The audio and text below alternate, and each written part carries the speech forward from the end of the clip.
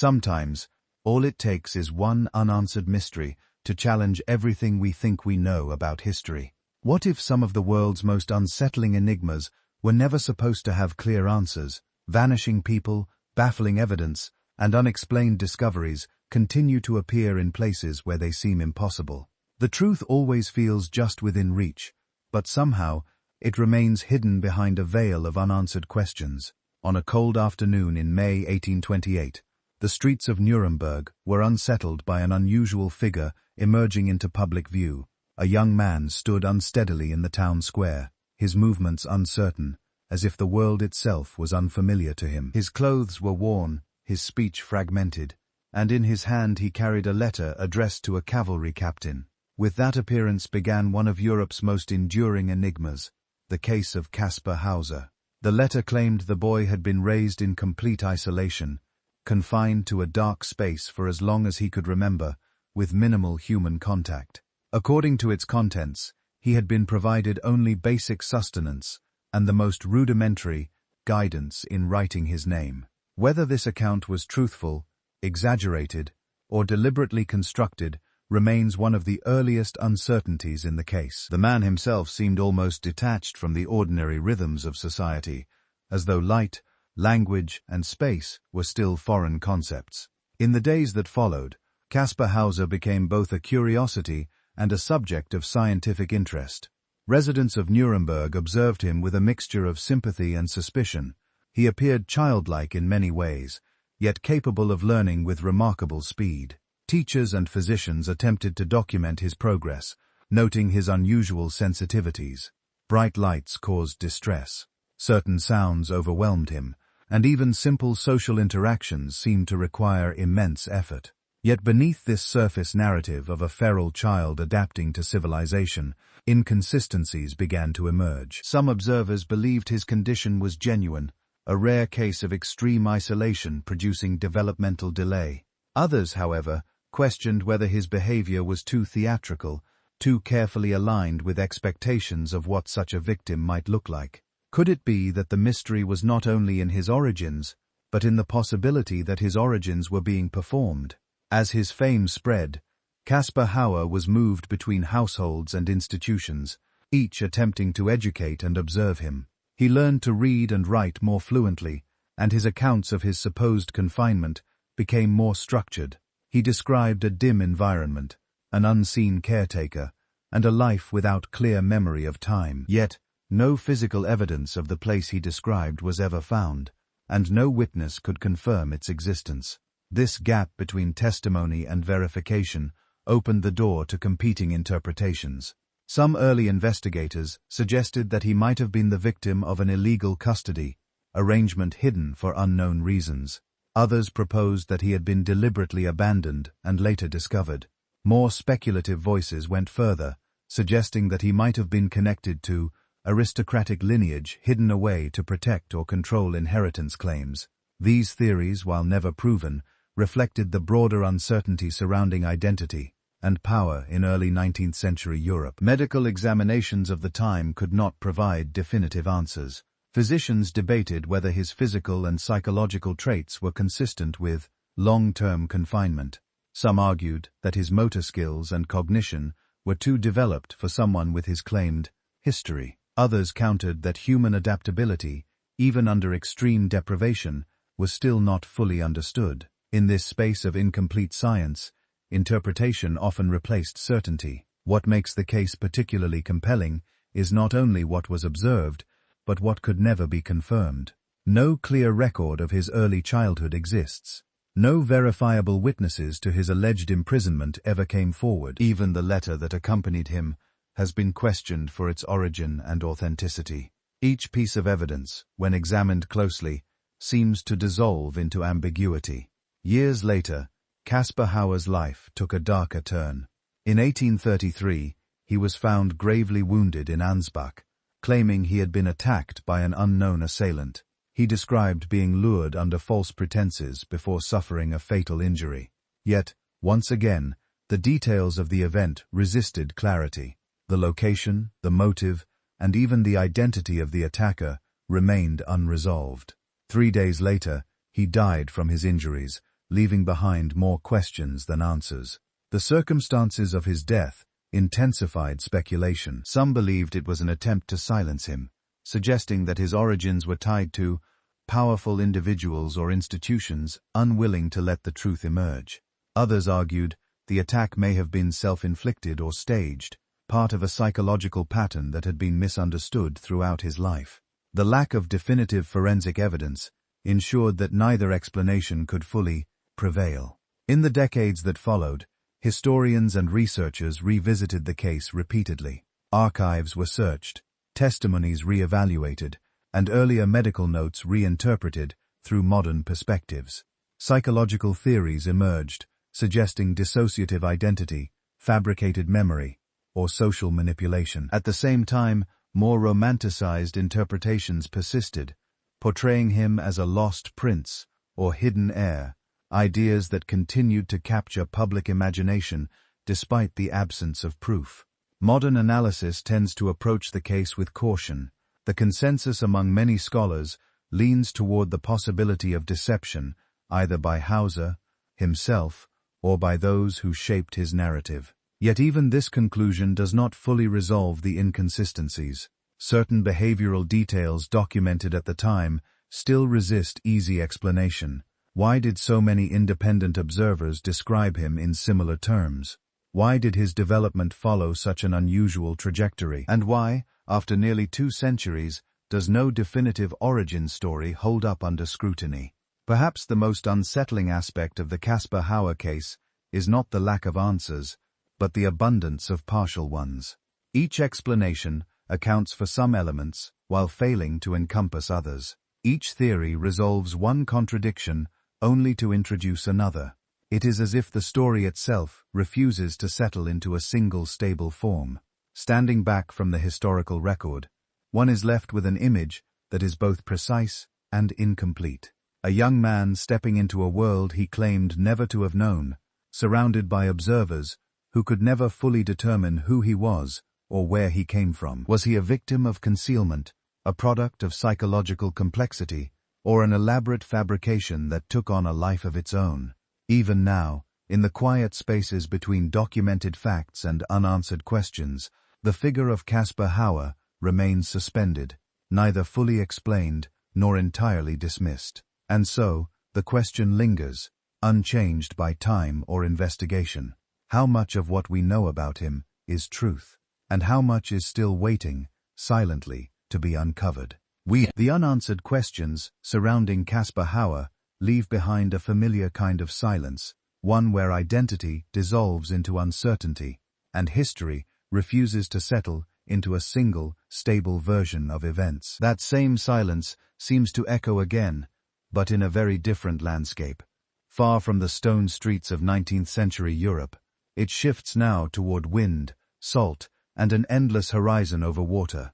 Along the northern edge of the Gulf Coast of present-day Texas, near the shallow waters of Matagorda Bay, the land flattens into marsh and sand.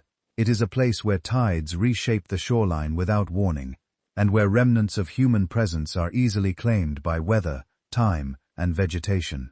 Today, little remains to mark what once stood there, only faint archaeological traces and the persistent weight of a question that has never fully faded. In the late 17th century, this coastline became the stage for one of the most troubled colonial ventures in North America.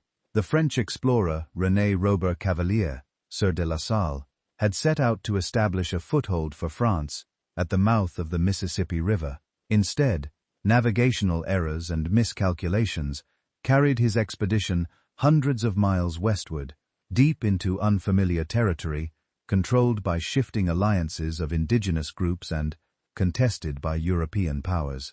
By 1685, the expedition established a settlement known as Fort St. Louis. It was not the thriving colonial hub envisioned in France, but a fragile outpost, struggling against scarcity, disease, and isolation. Supply ships failed to arrive as expected. Storms scattered provisions.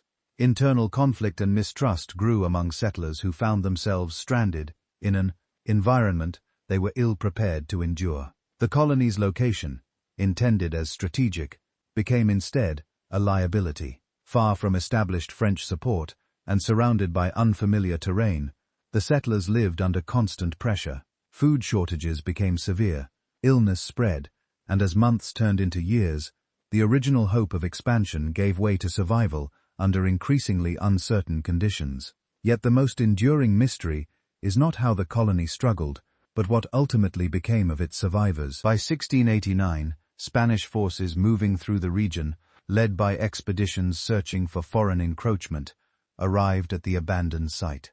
What they reportedly found at Fort St. Louis was not a functioning settlement, but ruins. Structures stood damaged or empty. Scattered remains suggested violence or sudden collapse. Some accounts describe human bones in the vicinity. Others mention abandoned tools, broken belongings, and signs of a community that had vanished abruptly. But there were no clear survivors.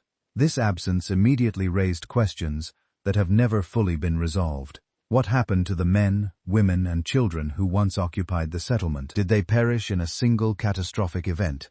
Or did their disappearance unfold gradually, dispersing across the surrounding landscape? One widely accepted interpretation suggests that the colony was attacked by local indigenous groups, possibly the Kurankoa, who inhabited the coastal region. Tensions between the settlers and indigenous populations had been documented, and violence in both directions was not uncommon in frontier conditions. In this view, the colony may have been overwhelmed, its survivors killed or taken during retaliatory conflict. Yet, even this explanation remains incomplete, relying on limited and fragmented records. Another possibility considers the role of disease and starvation. Life at Fort St. Louis was precarious, and mortality rates were high. It is plausible that the colony simply diminished over time, its remaining members too few to sustain themselves or resist environmental pressures.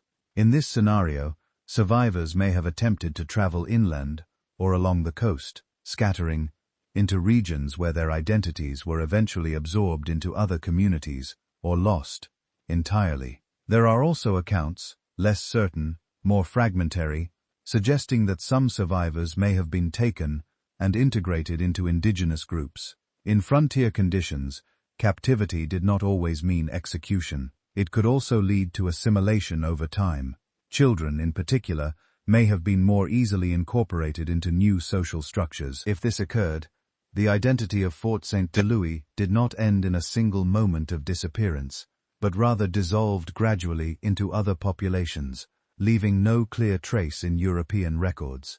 Spanish reports from subsequent expeditions add further ambiguity. While they documented the destruction of the settlement, they did not consistently agree on what evidence remained. Some descriptions emphasize destruction and abandonment. Others hint at the possibility that survivors had left before the final collapse, moving away from the coastline into areas not yet mapped or controlled by European forces. Over time, interpretation of these events has continued to shift. Archaeological findings have confirmed the general location of the settlement and provided insight into daily life at the colony, but they have not definitively answered the question of its end. No mass graves conclusively tied to the colony have been identified. No clear records of survivors resurfacing in French or Spanish colonial documents have been verified. This absence of resolution has allowed more speculative ideas to emerge. Some suggest that survivors may have attempted an overland journey eastward, seeking Spanish settlements in what is now Louisiana or beyond, only to perish along the way. Others propose that environmental factors, storms, flooding, and coastal erosion may have erased physical evidence of what happened, effectively burying the final chapter beneath shifting terrain. There are even interpretations that frame the disappearance not as a single event, but as a fragmentation of identity itself. In this view, Fort St. Louis did not end, it dissolved. Individuals moved in different directions, some absorbed into indigenous communities, others lost to illness or isolation. Their collective identity slowly erased by geography and time, rather than a singular act of violence.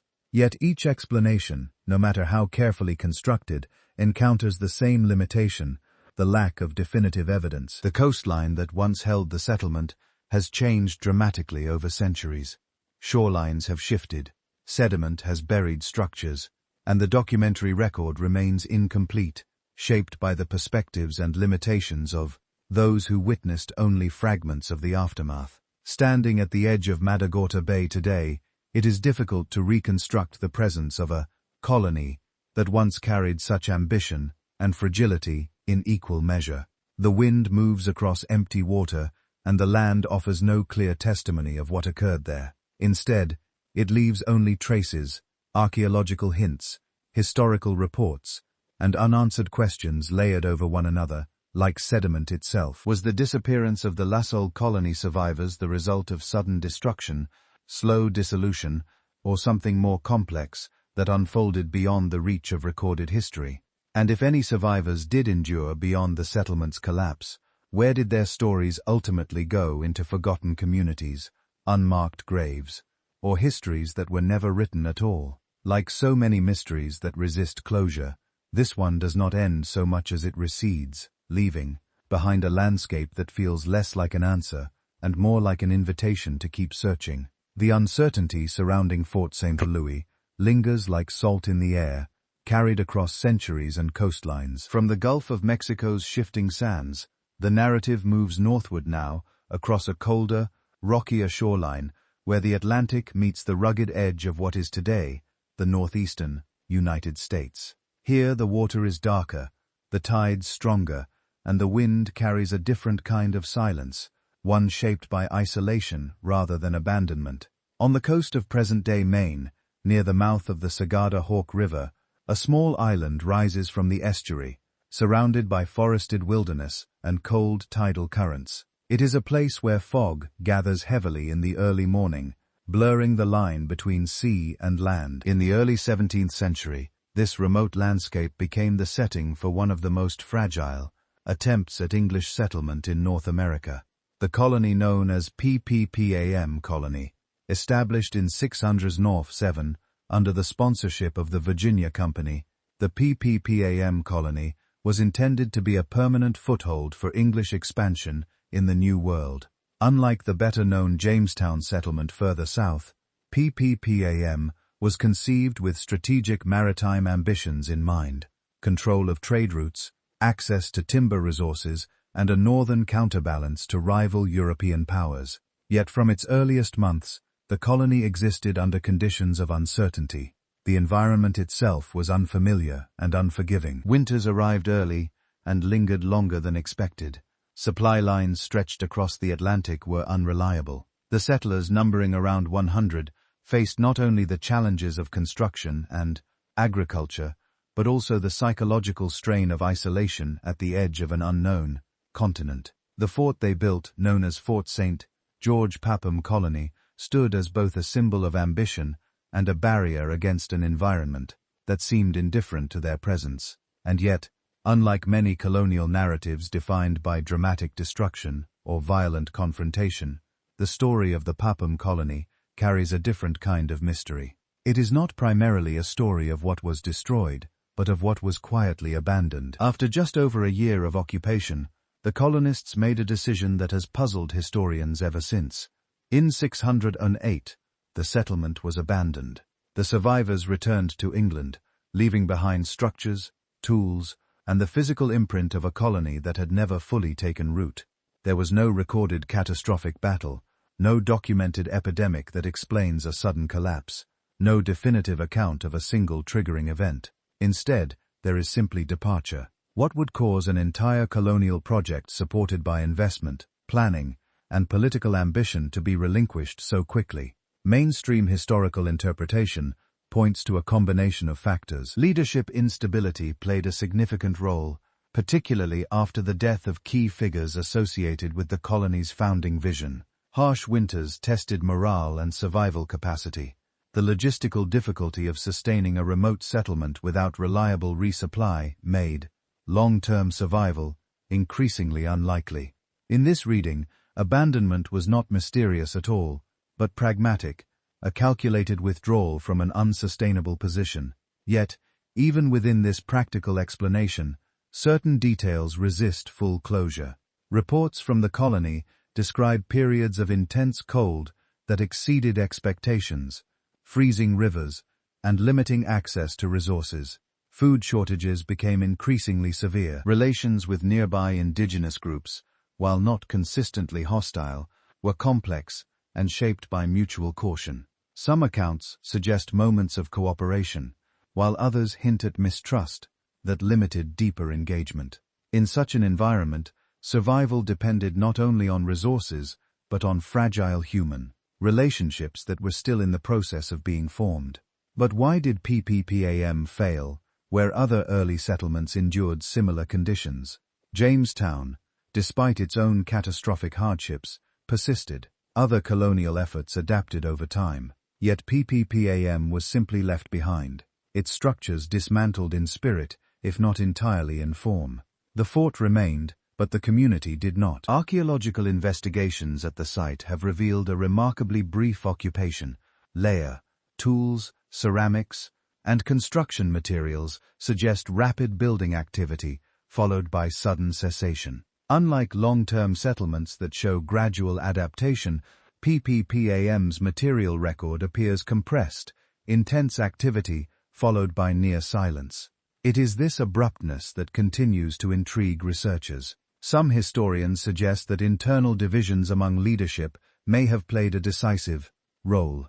Competing visions for the colony's future could have created irreconcilable disagreements. Others emphasize the psychological weight of isolation. The settlers were not only physically removed from England, they were culturally and emotionally severed from it, inhabiting a landscape that offered no familiar reference points.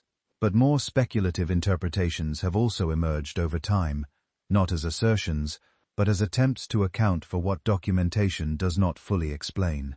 One such idea considers whether the colonies' abandonment may have been influenced by broader geopolitical concerns, shifting priorities in England that made continued investment in northern settlements less attractive. In this view, PPPAM was not defeated by environment or conflict, but quietly decommissioned by distance and political recalibration. Another perspective considers the possibility that environmental unpredictability played a greater role than recorded. The mouth of the Sagodahawk River is shaped by tides, storms, and seasonal extremes that can dramatically alter living conditions.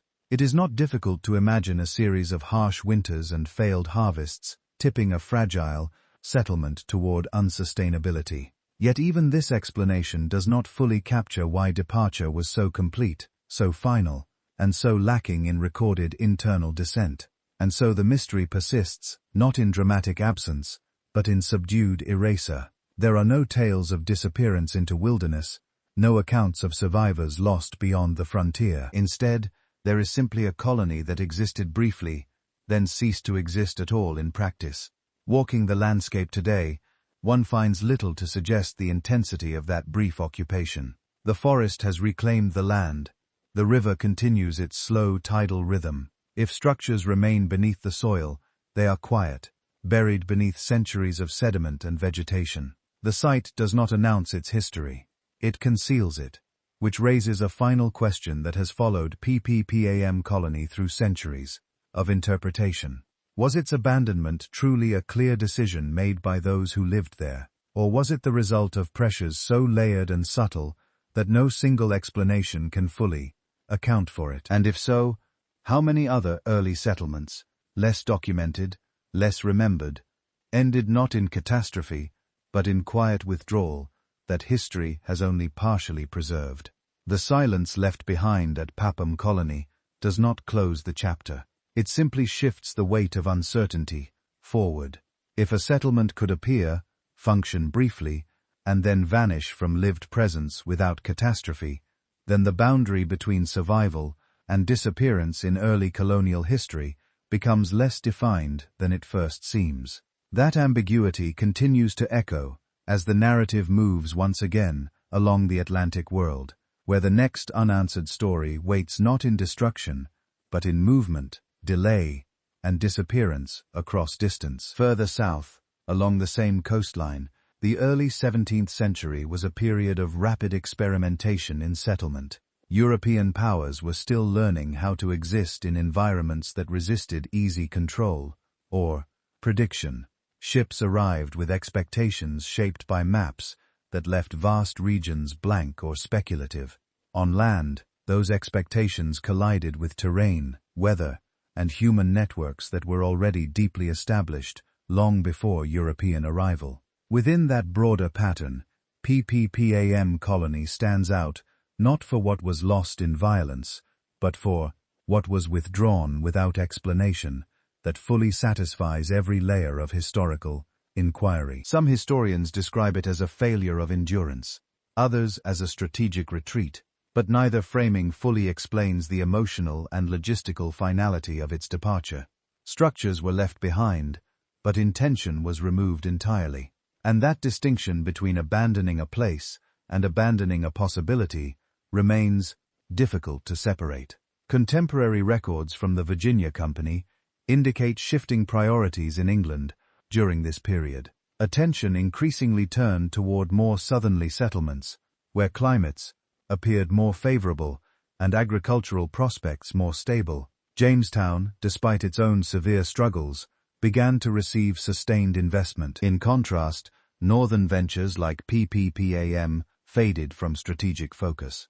Yet even this explanation, grounded in political and economic logic, leaves behind a quieter question.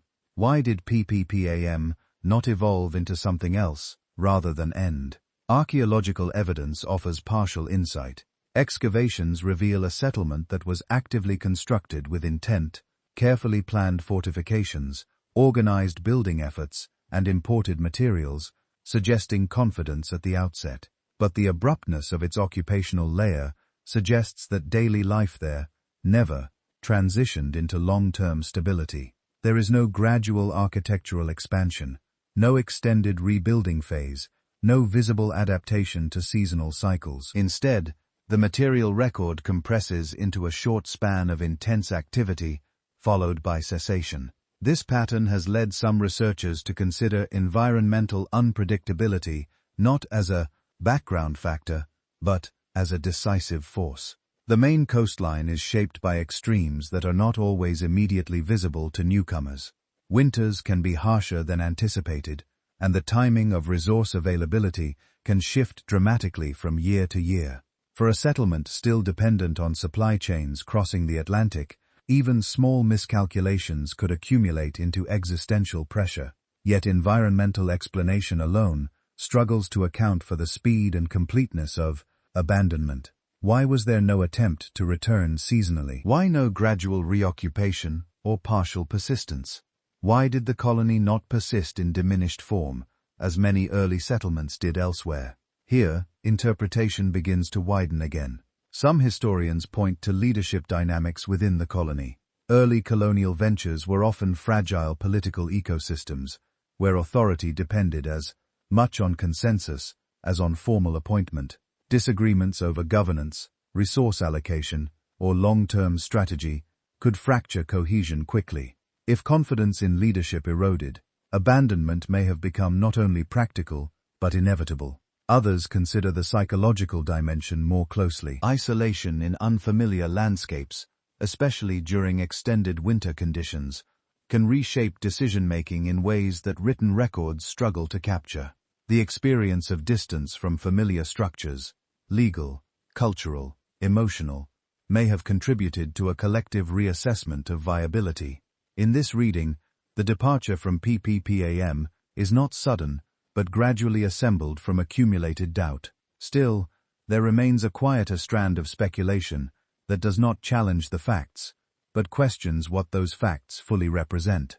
Some interpretations suggest that early colonial ventures were not always abandoned in binary terms. Instead, they may have transitioned into informal or undocumented phases, partial occupations, temporary returns, or unrecorded engagements with surrounding regions. If such movements occurred at Popham, they left no clear documentary trace, only absence.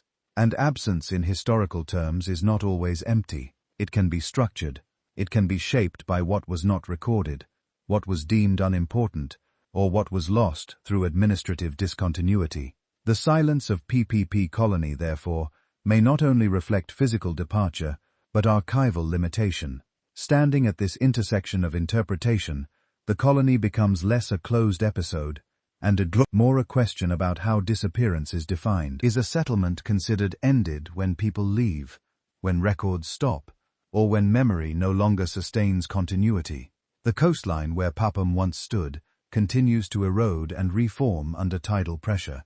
What was once structured wood and human intention has returned to earth and water, yet the historical question remains intact, unchanged by time. Did the colony truly end in 6008, or did it simply slip beyond the reach of the records that were capable of preserving it? And if such a complete but quiet disappearance was possible here, what other beginnings and endings along this coast might still be waiting, unrecognized, just beyond the limits of what history was able to hold? The quiet disappearance of Popham Colony leaves behind a familiar kind of historical silence, one shaped not by sudden catastrophe, but by departure, uncertainty, and the limits of what was recorded. That silence does not remain confined to the American coastline. It echoes outward across oceans and centuries toward another vast and unforgiving landscape, where disappearance takes a very different form. Far to the north, beyond the reach of temperate seas and settled coastlines, the Arctic holds its own archive of unresolved questions. Ice does not simply preserve, it obscures, shifts, and sometimes erases entirely. In this environment, where sound is absorbed by snow and distance stretches perception itself, one of the most enduring enigmas of exploration history begins to take shape. The fate of the final provisions and sealed records associated with the ill-fated Franklin expedition. In the mid-9th century, two ships, HMS Erebus and HMS Terror, set out under the command of Sir John Franklin to chart and navigate the remaining unknown sections of the Northwest Passage. What they carried was not only the hope of mapping a new maritime route, but also carefully prepared supplies, scientific instruments, and official documentation intended to be preserved even in the event of disaster. Among these materials, historians have long speculated about the existence of what has come to be referred to as the Franklin Relic Cache, a presumed collection of preserved records, navigational logs, personal effects, and possibly even sealed reports intended to document the expedition's progress or final circumstances. Unlike confirmed artifacts recovered from later searches, this cache has never been definitively located. The terrain where the expedition vanished is not static.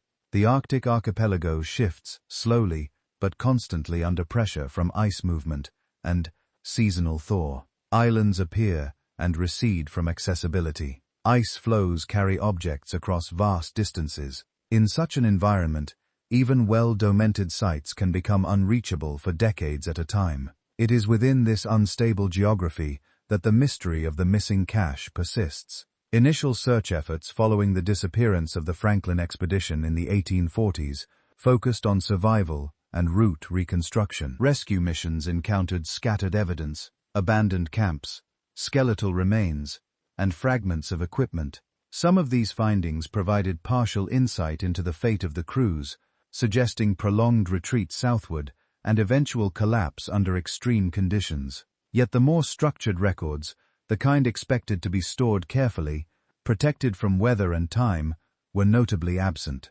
This absence has led to a persistent question among historians and Arctic researchers. If the expedition maintained formal documentation during its final phase, where did those records go? Mainstream interpretation suggests several possibilities. One is that official logs and documents may have been lost during sudden evacuations of icebound ships. Another is that materials were deliberately destroyed or abandoned during survival-driven retreats over land and ice. In this view, the cache may never have existed as a single preserved collection, but rather as dispersed fragments, lost to environment and circumstance. Yet, the structured expectations of the Royal Navy at the time complicate this explanation. Expeditions of this scale were typically required to maintain detailed records, often stored in designated locations aboard ship. These records were considered essential not only for navigation and science, but for institutional accountability. This raises the possibility that at least some portion of these materials survived longer than the ships themselves. The question then shifts from whether the cache existed to where it might have gone. Over time, search expeditions, particularly those in the late 19th and 20th centuries, recovered increasingly detailed evidence of the expedition's final movements. Sites on King William Island and surrounding regions revealed traces of prolonged encampments, suggesting that crews abandoned their ships and attempted overland travel. Yet, despite extensive archaeological investigation, no definitive archive of written records has ever been recovered. Some researchers propose that environmental conditions played a decisive role. Permafrost, shifting ice pressure, and seasonal melt cycles could easily destroy paper-based materials, especially if exposed during prolonged exposure to the elements. In this interpretation, the missing cache is not hidden. It is degraded beyond recognition, dispersed into soil and ice over nearly 2 centuries. However, other interpretations remain cautiously open to less certain possibilities. There are hypotheses suggesting that some materials may have been intentionally concealed. If members of the expedition recognized the inevitability of failure, they may have chosen to preserve key documents by sealing them in locations intended to withstand short-term exposure. These could include stone cannons, buried containers, or protected coastal sites designed to be recovered later. The challenge, of course, is that the Arctic landscape is not stable in the way such intentions would require. What is hidden in one season may be relocated or buried in another. A further line of speculation considers human agency beyond the expedition itself. Indigenous Inuit oral histories, collected in later years, describe encounters with stranded, sailors, and abandoned sites containing European materials. Some accounts reference objects being moved, repurposed, or integrated into local survival practices. While these narratives do not specifically confirm the existence of a centralized cache, they introduce the possibility that items from the expedition were redistributed across multiple locations rather than remaining in a single recoverable site. In this fragmented context, the idea of a relic cache becomes less a physical object and more a conceptual reconstruction, a way of organizing the expectation that something important must have been preserved, even if it cannot be found in one place. Modern Arctic archaeology continues to refine the map of the expedition's final movements. Advances in underwater surveying and ice edge exploration have revealed additional ship remains, including remarkably well-preserved sections of hull and equipment. Yet, even with these discoveries, the documentary core of the expedition, its written record, remains elusive. Why would such materials remain missing when so much physical evidence has survived? The answer may lie in the nature of Arctic preservation itself. While cold conditions can preserve organic material, they can also fracture, displace, and obscure objects over time. Ice movement can transport artifacts far from their original location. Seasonal thaw can expose and then rebury materials repeatedly. In such a system, preservation does not guarantee recoverability. Still, the absence of definitive records continues to shape interpretation. Without them, the final decisions, observations, and experiences of the Franklin expedition remain partially inaccessible. The narrative is reconstructed from fragments, physical remains, second-hand accounts, and environmental evidence, but never completed in the form the expedition itself may have intended. And so, the idea of the missing cache persists, not as confirmed artifact, but as unresolved possibility. It invites a broader question about exploration and memory. How much of what is lost in extreme environments is truly gone, and how much simply moves beyond the boundaries of retrieval? If a sealed record did survive the final days of the expedition, where would it be now?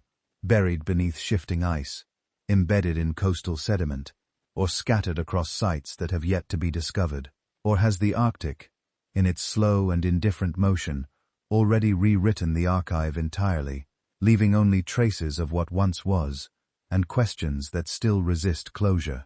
The possibility that the Franklin expedition's missing records may already be dispersed across the Arctic landscape introduces a different way of thinking about disappearance itself. Rather than a single lost cache waiting in darkness or ice, the idea begins to resemble something more fragmented, an archive that was never truly contained, but gradually redistributed across a region that does not preserve boundaries in a human sense. As earlier search efforts pushed deeper into the Arctic archipelago, explorers often reported encountering sites that suggested layered occupation. Some locations showed evidence of temporary camps, then abandonment, then later disturbance by environmental forces or passing groups. In such conditions, any structured collection of documents, if it ever existed, would have faced repeated cycles of exposure, movement, and burial. Even carefully sealed materials would not remain fixed in place for long. The ships themselves, HMS Erebus and HMS Terror, eventually became central reference points for reconstructing the expedition's final phase. Their wrecks, discovered centuries later in remarkably preserved condition, confirmed that large portions of the expedition ended trapped in ice rather than at sea in open water. Yet even these discoveries did not resolve the question of documentation. The physical ships survived in partial silence, but the narrative records they once carried did not reappear alongside them. This separation between material survival and formational loss is one of the most striking features of the Franklin mystery. Objects endure where written intent disappears. Iron, wood, and structure remain recognizable, while journals, logs, and personal accounts vanish without clear trace. It creates a kind of historical imbalance, one where the physical world offers fragments, but the interpretive world remains incomplete. Some researchers have suggested that the missing materials may have been separated early, during the expedition's transition from ship-based survival to overland retreat. If crews abandoned the vessels under pressure, they would have faced immediate decisions about what to carry. Weight, mobility, and survival priorities would have dictated what could be preserved. In that scenario, official logs and scientific records, though valuable, may have been sacrificed in favor of food, tools, or navigation essentials. But this explanation, while practical, does not fully account for the absence of even partial documentation. In many historical shipwrecks and Arctic disasters, fragments of written material tend to survive. Pages, notes, or personal journals preserved in pockets, containers, or sealed compartments. The Franklin expedition, by contrast, has yielded remarkably little in this regard. This discrepancy has encouraged more speculative interpretations, not as certainty, but as attempts to fill gaps left by physical evidence. One such idea considers whether portions of the expedition records may have been deliberately hidden in anticipation of recovery. If crew members believed rescue was possible, they may have attempted to preserve documents in locations intended to be found later. Cairns, buried containers, or marked sites could have served as temporary repositories. Yet, the Arctic does not preserve intention in stable form. Snowdrifts erase markers. Ice shifts landmarks. What is placed with clarity in one season can become indistinguishable in the next. A cache designed for retrieval could easily become unrecognizable within a short span of time, especially under prolonged environmental pressure. Another perspective shifts attention away from intentional concealment and toward redistribution through survival activity. Indigenous Inuit accounts collected during later exploration periods describe encounters with stranded sailors and abandoned materials along coastal regions. Some narratives suggest that objects from the expedition were observed in multiple locations, over time, sometimes integrated into local survival practices or repurposed for practical use. While these accounts do not directly reference a centralized archive, they introduce a different possibility, that the expedition material record was never unified in one place after abandonment. Instead, it may have been dispersed through a combination of movement, exchange, and environmental transport. In that sense, the missing cache would not be missing in location, but in coherence. Modern archaeological interpretation often avoids committing to any single explanation. Instead, it emphasizes process, how materials move, degrade, and reappear under Arctic conditions. Ice can carry objects across long distances. Freeze-thaw cycles can fracture storage containers. Coastal erosion can expose sites briefly before reaerial. Over nearly 2 centuries, These processes create a landscape where evidence is constantly in motion. Even the most promising discoveries in recent decades, including well-preserved sections of the expedition's ships, have not altered this fundamental uncertainty. The recovery of physical structures confirms presence and condition, but not the recovery of narrative documentation. The silence remains intact, where written explanation should have been. This distinction matters because it changes the nature of the mystery itself. It is no longer only about what happened to the expedition, but about what kinds of knowledge can survive extreme environments. Physical endurance does not guarantee informational continuity, and in the case of the Franklin expedition, that separation is almost absolute. If any portion of the missing record still exists, it may no longer resemble an archive in any traditional sense. It may exist as fragments embedded in sediment layers, or as isolated artifacts, separated from their original context. It may have been moved so far from its origin point that it is no longer recognizable as part of a single collection. The Arctic silence leaves behind a strange kind of residue, evidence that survives without explanation, records without continuity, presence without narrative closure. And as the search for the Franklin expedition's missing record fades into the frozen distance, the question of vanished testimony does not disappear with it. Instead, it re-emerges in a very different landscape, where ice gives way to heat, stone replaces snow, and silence is carried not by wind, but by distance across desert and grassland. Far to the south, in the rolling frontier of 18th-century New Spain, the land of present-day Texas stretches outward in long open plains, broken by rivers, dry brush, and shifting horizons. It is a landscape that offers little protection and even less certainty. In the mid-700s, this region became the setting for a mission whose story would end not only in destruction, but in something far more elusive: the disappearance of those who were meant to witness what happened. At the edge of the frontier stood Mission San Sabá, established in 1757 near the San Sabá River. Its purpose was both religious and strategic, an attempt to convert and ally with local, indigenous groups while also extending Spanish influence deeper into contested territory. Built from stone, timber, and hope, the mission was isolated from major colonial centers, dependent on fragile supply routes and uncertain alliances.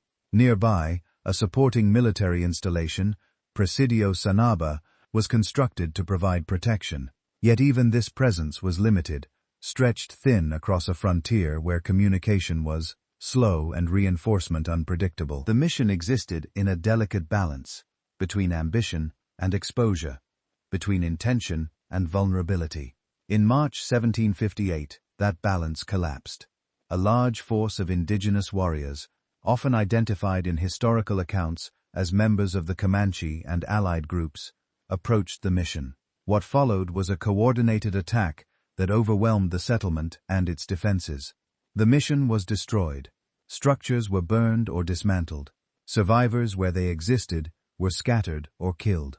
The event was swift, decisive, and well documented in its immediate aftermath by Spanish colonial records. But within those records lies a quieter, more difficult mystery, one that does not center on the destruction itself, but on what was reported, recorded, and then partially lost in transmission. The accounts of witnesses who were present at the time, and then in later retellings, seem to vanish from the narrative entirely. These witnesses were not a single group, but rather a collection of individuals: soldiers stationed at the Presidio, clergy attached to the mission, indigenous converts and travelers who passed through the region. They were the ones who observed the unfolding tension, the early signs of conflict, and the final moments before collapse. Yet, when historians later reconstructed the event, many of these perspectives appeared fragmented, incomplete, or absent altogether. Official Spanish reports described the attack in detail, emphasizing the scale of destruction and the strategic failure it represented. They note the burning of structures, the loss of life, and the abandonment of the mission site. But personal accounts, diaries, letters, and first-hand testimonies that would normally accompany such an event are unusually sparse. In some cases, references are made to individuals whose statements were recorded, but whose original writings no longer survive, or were never fully preserved. This absence has led historians to an unusual question. Were the witnesses lost because they perished, or because their records were never fully transmitted into the archival system that preserved colonial history? Mainstream interpretation suggests a combination of factors. The frontier conditions of New Spain meant that documentation was often inconsistent. Records could be delayed, damaged, or lost in transit between missions, presidios, and administrative centers. In such environments, even significant events might be recorded only in summary form, with individual voices compressed into official summaries. Yet, even this explanation does not fully account for the unevenness of what remains. Some events from the same period are richly documented with detailed correspondence and multiple overlapping accounts. The destruction of Mission San Sabá, by contrast, is known primarily through a narrower set of records with fewer surviving personal narratives than might be expected for an event of such scale. This imbalance has opened space for alternative interpretations, not as replacement narratives, but as attempts to understand what might have interrupted the flow of testimony itself. One possibility considers the chaos of the aftermath. In the wake of the attack, survivors may have been dispersed across great distances, taken to other settlements or military posts where immediate survival took precedence over documentation. In such conditions, the priority would not have been recording testimony, but re-establishing safety and stability. Witness accounts may have been given verbally, but never formally preserved. Another perspective suggests that administrative filtering may have played a role. Colonial systems of record-keeping often prioritized official interpretation over individual narrative. In this process, personal testimonies could be condensed, paraphrased, or absorbed into broader reports. Over time, the original voices may have been effectively erased, not through destruction, but through institutional compression. There is also the question of indigenous perspectives, which are often present in fragments, rather than continuous records. Oral histories from the region describe conflict movement and shifting territorial boundaries during this period. However, these accounts were not consistently integrated into Spanish archival systems, leaving a parallel record that exists outside the written colonial narrative. If witnesses from indigenous communities observed the events at San Sabá, their testimonies may have been preserved in forms that were never formally translated into European documentation. Within this layered absence, the idea of vanished witnesses begins to take on a broader meaning. It is no longer only about individuals disappearing physically, but about perspectives disappearing structurally through the way history was recorded, transmitted, and preserved. Archaeological investigations at the mission site have confirmed the scale of destruction. Burn layers, structural collapse, and artifact distribution all align with accounts of a violent attack. Yet archaeology, like documentary history, struggles to recover voice. It can show where buildings stood and how they fell, but not always who stood within them, or what they saw in their final moments. This limitation creates a gap between event and experience. The destruction of Mission San Sabá is well established as a historical fact. What remains uncertain is the clear's fullness of human perception surrounding it. The details of observation, fear, decision, and survival that rarely survive intact in any record system. Some researchers have suggested that this gap is not unique to San Sabá, but characteristic of frontier history more broadly. In regions where political control was unstable and communication networks were stretched across vast distances, documentation often failed to capture the full complexity of events. Witnesses did not always vanish physically. Sometimes they simply fell outside the mechanisms that preserved their accounts. And yet the sense of absence persists. Standing amid the reconstructed outlines of the mission today, one is confronted not only with what was destroyed, but with what cannot be fully reconstructed. The land does not retain testimony. It retains only traces, stone foundations, scattered artifacts, and the faint geometry of what once stood there, which raises a final lingering question. When history speaks of vanished witnesses at San Sabá, are we referring to people who were lost in the violence of 1758, or to voices that were never fully allowed to remain within the free historical record itself? And if those voices still exist somewhere, fragmented, displaced, or unrecognized, what would it take to hear them again after more than 2 centuries of silence? The silence surrounding Mission San Sabá does not end with the destruction of stone and timber. Instead, it extends into something more elusive, the fading of testimony itself, where events remain known. But the human texture of those events becomes increasingly difficult to reconstruct. As the historical trail grows thinner in the aftermath of 1758, the question is no longer only what happened at the mission, but what was lost in the act of recording it. In the immediate years following the attack, Spanish colonial administration focused on stabilization. Reports were compiled, military responses organized, and frontier defenses reassessed. The destruction of Mission San Sabá was treated as both a strategic failure and a warning about the volatility of the northern frontier. Yet even in these structured responses, something subtle begins to appear. Repetition without depth, summaries without voices, conclusions without sustained testimony. The individuals who had been present, soldiers, missionaries, laborers, and indigenous converts, are often referenced in collective terms rather than as fully preserved witnesses. Names appear in some documents, then vanish in others. Statements are summarized rather than quoted. Entire sequences of observation are condensed into administrative language that prioritizes outcome over experience. This process raises a quiet but important question. When a witness is recorded only through summary, is their testimony preserved or transformed into something else entirely? Some historians suggest that this compression was not unusual for frontier reporting. In regions far from central archives, documentation often passed through multiple hands before reaching formal record-keeping institutions. Along the way, details could be lost, altered, or deemed unnecessary. What survives is not always the original voice, but a filtered interpretation of it. Yet, San Sabá stands out because of the unevenness of what remains. Other contemporary events in New Spain produced extensive correspondence, including personal reflections and detailed narrative accounts. In contrast, the documentation surrounding the mission's destruction feels strangely incomplete, as though the chain of testimony was interrupted at multiple points. This has led some researchers to consider the possibility that the vanishing of witnesses may not refer only to physical disappearance, but to a breakdown in the transmission of their accounts. If survivors were relocated quickly after the attack, their experiences may have been absorbed into other settlements where record-keeping priorities differed. In such cases, testimony could have been shared orally, but never formally archived. Others propose a more structural explanation that the frontier system itself was not designed to preserve individual narrative continuity. Instead, it prioritized administrative clarity. What happened, where it happened, and what action followed.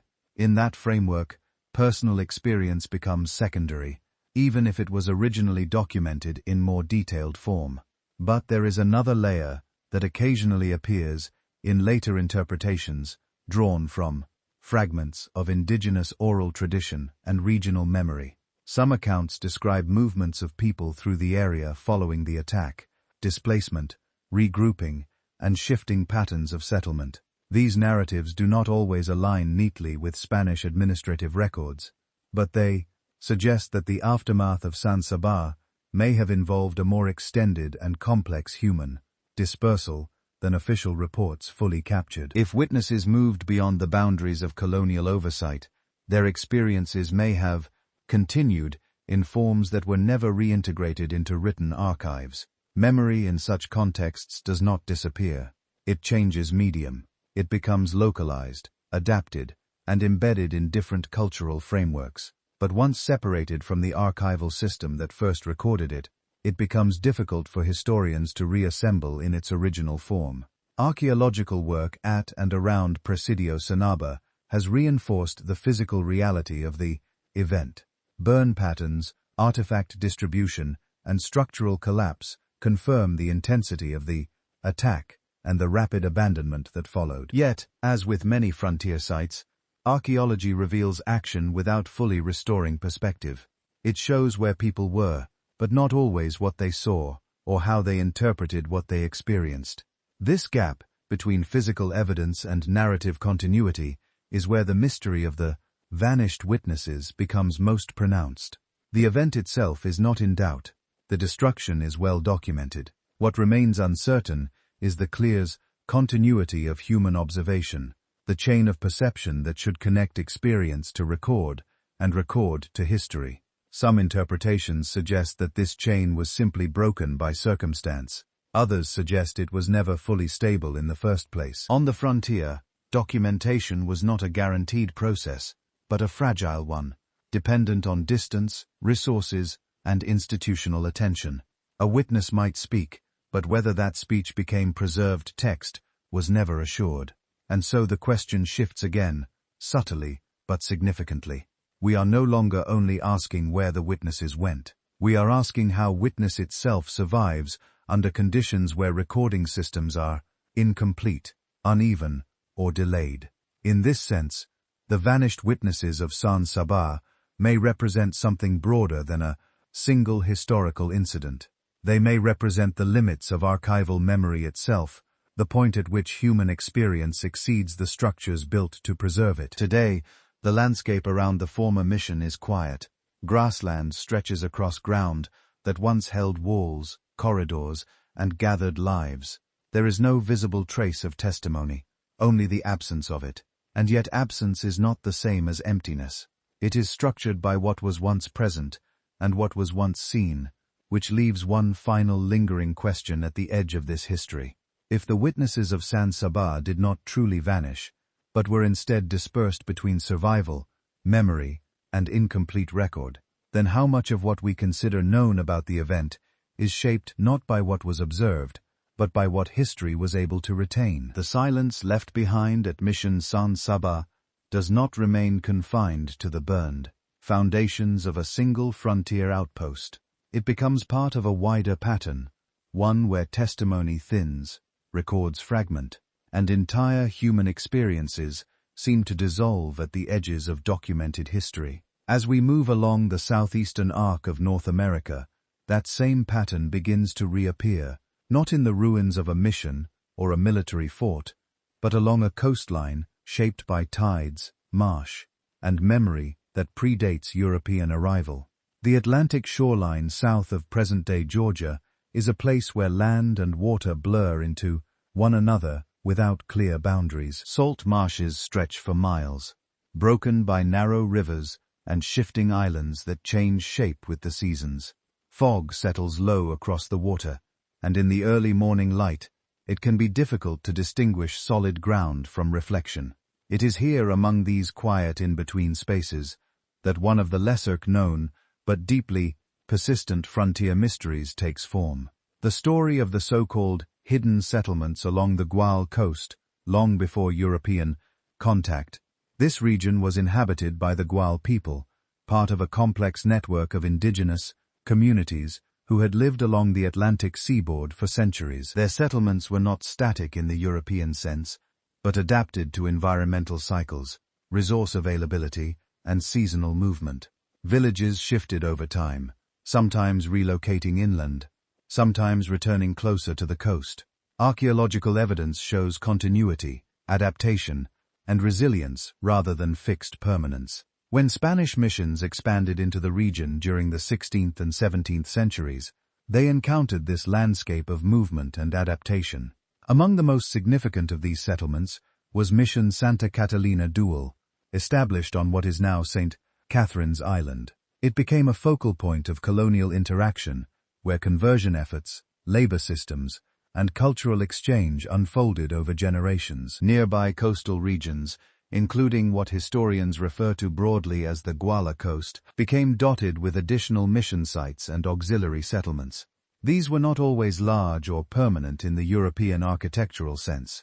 Some were modest clusters of structures, wood, thatch, and earth built close to existing indigenous communities. Others were more formalized mission complexes tied to Spanish colonial administration.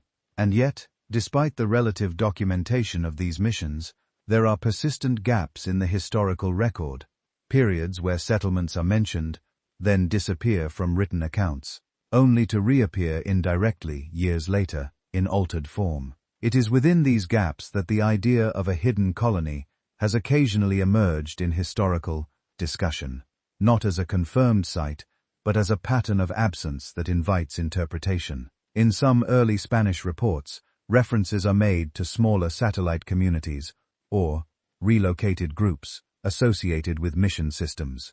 These references are often vague, sometimes describing villages moved inland, or communities no longer at their former sites. Over time, such descriptions have led historians to consider whether certain settlements along the Gual coast were relocated, absorbed, or simply abandoned in ways that were never fully recorded. Mainstream interpretation tends to frame these absences as administrative and environmental in nature. Coastal conditions were unstable, and missions were frequently affected by storms, resource shortages, and shifting political priorities. Additionally, the relationship between Spanish authorities and indigenous communities was complex and often unstable, leading to periods of relocation, consolidation, or restructuring of mission populations. From this perspective, what appears as a hidden colony is not a single lost settlement, but a series of transitions, communities moving between locations, merging with others, or dissolving into broader regional networks. The absence of continuous records reflects the instability of frontier administration, rather than the existence of a concealed or unknown colony. Yet, the archaeological record introduces subtler questions. Excavations across barrier islands and coastal mainland sites in Georgia have revealed evidence of repeated occupation layers, structures built, modified, abandoned, and rebuilt over time. In some locations, there are signs of habitation that do not align neatly with known mission timelines. Post holes, ceramics, and fragmented European materials appear in contexts that suggest temporary or undocumented presence. These findings do not confirm the existence of an unknown colony, but they do suggest a landscape of more fluid settlement patterns than written records alone indicate. In some cases, material evidence appears at sites that are not clearly named in surviving Spanish documentation, raising questions about whether all settlements were consistently recorded or whether some existed outside formal administrative recognition. This is where the concept of a hidden colony becomes more interpretive than literal. Some researchers have proposed that certain groups, whether displaced mission populations, mixed communities, or relocated indigenous settlements, may have formed semi-permanent clusters along less accessible parts of the coast. These would not necessarily have functioned as formal colonies in the European sense, but rather as adaptive communities operating between established mission systems and independent settlement. Such arrangements would have been difficult to document consistently, especially if they existed in transitional or unofficial states. Spanish colonial records tended to prioritize missions and presidios as fixed points of reference. Anything outside that framework could easily become fragmented in the archival record. In this context, hidden does not necessarily mean secret. It may simply mean unrecorded in a way that survived intact. Indigenous oral histories from the broader southeastern region add another dimension. Though they are not always directly tied to specific archaeological sites, these traditions often emphasize movement, adaptation, and continuity rather than fixed settlement boundaries. Communities shift locations in response to environmental and social pressures, maintaining identity across space rather than anchoring it to a single permanent site.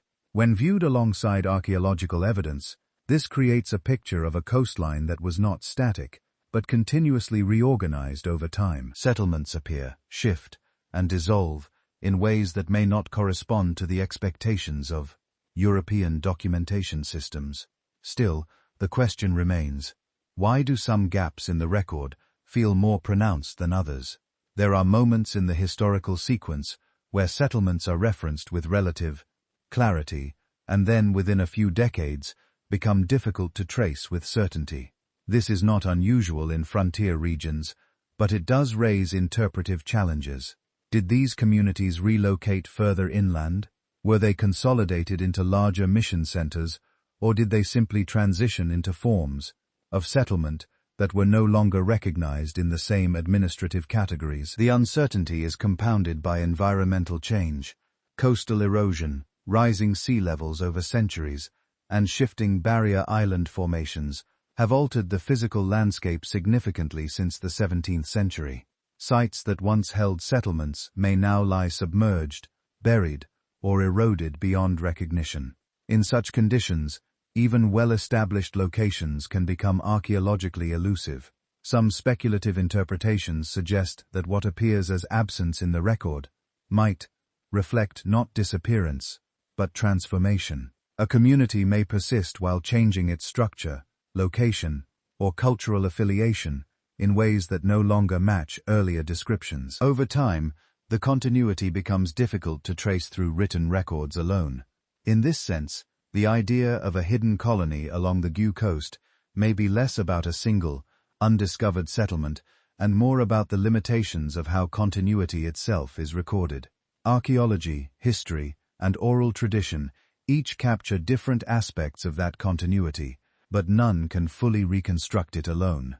What emerges instead is a layered landscape, one where settlement is not a fixed point, but a process that leaves uneven traces across time. Standing on the modern coastline today, the sense of impermanence is still present. Marsh grasses shift with the tide. Islands slowly reshape themselves. Water moves through channels that may not have existed centuries ago. It is not difficult to imagine how entire settlements, if built in such an environment, could become difficult to trace over time, not through dramatic disappearance, but through gradual environmental and historical transformation. And so the question remains open, resting at the intersection of archaeology and uncertainty. Along the Gueux coast, are we looking at the remnants of a truly hidden colony, or at something more subtle, a continuous human presence that simply moved faster than the record-keeping systems capable of preserving its full story? If the latter is true, then what else along this coastline might still exist only in fragments, waiting not to be discovered, but to be understood differently? The idea of continuity that never fully enters the historical record lingers long after the Gueux coast fades into the horizon of documented frontier history. It leaves behind a subtle tension between what is absent and what may have simply changed form. That same tension begins to surface again as the narrative shifts slightly inland and then outward along the wider southeastern frontier, where Spanish missions, indigenous communities, and shifting colonial boundaries created a landscape that was never truly fixed. Along this coastline and its adjoining rivers, movement was constant. Villages were relocated in response to seasonal cycles. Trade routes evolved, and mission systems expanded or contracted, depending on political, stability, and environmental conditions. Within this rhythm, settlements were not always meant to remain permanent. Some existed for decades, others for only a few years, before dissolving into other configurations of life. It is within this fluid environment that references to scattered, poorly documented habitation begin to emerge in fragmented colonial records, not as a single confirmed hidden colony, but as repeated mentions of communities that appear, briefly in correspondence, and then vanish from formal administrative mapping. These gaps do not form a clear pattern on their own, yet, when viewed collectively, they suggest a frontier system that was far more dynamic than static maps would imply. At the center of this historical landscape stands Mission Santa Catalina de Guale, a focal point of sustained interaction between Spanish missionaries and indigenous Gual communities. Over time, the mission experienced cycles of stability and disruption, periods of growth, followed by relocation, restructuring, and decline. Each transition carried people, objects, and memory into new spatial arrangements, often without fully preserved documentation. This process of relocation is key to understanding why the idea of a hidden colony persists in interpretation. It is not necessarily that a single settlement disappeared intact, but that the boundaries between settlements blurred over time. A village moved inland might retain its identity in oral tradition while disappearing from Spanish cartographic records. A mission population might merge with another community, leaving behind material traces that no longer align with its original designation. Archaeological surveys across coastal Georgia and adjacent regions support this sense of fluid occupation. Sites reveal overlapping layers of habitation, structures built, modified, abandoned, and later reoccupied in different forms. Ceramics of European origin appear alongside indigenous materials in contexts that suggest ongoing interaction rather than isolated occupation. Yet these material traces rarely align neatly with named settlements in written records. This mismatch between material evidence and documentary continuity is where interpretation becomes more complex. Some historians argue that what appears as missing settlements are the result of administrative limitations rather than physical disappearance. Spanish colonial systems were not always designed to track small or transitional communities with precision. Documentation tended to focus on mission centers and presidios, while peripheral or temporary settlements were recorded inconsistently. Over time, this creates an archival landscape where certain communities appear briefly and then fade from official memory without a clear endpoint. Others suggest that environmental factors played a significant role in shaping this documentary gap. The southeastern coastline is a dynamic system. Rivers shift course, barrier islands migrate, and marshland expands or recedes, depending on long-term climatic patterns. A settlement located near a river mouth in one century may find itself separated from that waterway in the next. Such changes could force relocation or abandonment, leaving behind archaeological traces that are difficult to associate with specific historical names. Still, there remains a quieter interpretive thread that occasionally surfaces in scholarly discussion. The possibility that some communities existed in semi-autonomous or transitional states that did not fully enter colonial documentation at all. These would not necessarily be hidden in the deliberate sense, but rather situated outside the administrative focus of record-keeping systems. Their existence would be known indirectly through trade, interaction, or reference, but not consistently documented as discrete entities. This idea does not suggest secrecy. Instead, it reflects the uneven nature of frontier observation itself. As colonial expansion continued, Spanish authorities increasingly consolidated mission systems. Smaller or less stable settlements were often absorbed into larger centers for logistical and defensive reasons. In this process, the identity of individual communities could be transformed without being explicitly recorded as such. A village that once appeared under one designation might later be listed only as part of a larger mission population, its earlier form effectively dissolved in administrative language. Over time, these shifts accumulate into what appears from a modern perspective as discontinuity. But within the lived reality of the period, they may have represented gradual adaptation rather than abrupt disappearance. And yet the sensation of absence persists in the historical record. Why do certain settlements appear briefly in documents and then vanish without clear explanation?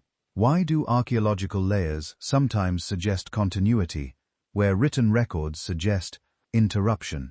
And why does the coastline itself seem to preserve traces of human presence that no longer correspond to identifiable names or narratives? These questions do not lead toward a single answer. Instead, they point toward a broader structural issue: the difference between lived landscapes and recorded history. The Gual Coast, like many frontier regions, was not a place of fixed boundaries. It was a system of movement, of people, resources, and seasonal adaptation. In such a system, permanence was not always the goal. What appears today as hidden may once have been fluid, visible in one context and absent in another, depending on the perspective of the observer. Still, even this explanation does not fully resolve the lingering uncertainty. Archaeology continues to uncover sites that complicate simple narratives of settlement and abandonment Oral traditions preserve forms of continuity that do not always map directly onto written, colonial records, and environmental change continues to reshape the physical context in which all of this history is interpreted. Standing along the modern marshlands of coastal Georgia, where tidal water moves slowly through grass and mud, it becomes difficult to separate presence from absence. The land itself suggests both structures that once existed and structures that may still lie beneath layers of sediment and time, which leads to the final unresolved question that follows this coastline like a quiet undertow. If parts of the Gual settlements were never truly lost, but instead transformed, relocated, or absorbed beyond the reach of formal records, then what exactly are we searching for when we speak of a hidden colony, and how much of it might still exist, not as disappearance, but as continuity we have not yet learned to recognize? The silence surrounding the Beale Ciphers does not feel isolated. It echoes outward, as though every unanswered sequence of numbers is part of a broader pattern, one where information survives, but its origin slips just beyond reach. That same sensation appears again, though in a very different form, when we turn from encoded texts to the fragile beginnings of empire in the New World. Deep in the tropical lowlands of present-day Panama, where dense rainforest presses against riverbanks and humidity hangs in the air like a constant presence, there once stood a settlement that briefly held the hopes of an expanding empire. The land is thick with green vines, towering canopy trees, and the constant movement of water, carving paths through earth older than any recorded map of the region. It is a place where visibility is limited, not by darkness, but by density. And within that environment, in the early 16th century, a city rose and then vanished from active memory. Santa Maria de la Antigua del Arion, founded in 1510 by Spanish settlers under the leadership of Vasco Núñez de Balboa, this settlement is often described as the first permanent European town on the mainland of the Americas. It was not merely a military outpost, but a civic experiment intended to serve as a base for further exploration, administration, and control of surrounding territories. For a brief period, it functioned as a center of colonial activity, governing interactions with indigenous populations and acting as a gateway between the Atlantic world and the vast, unknown interior. Yet, its existence was brief.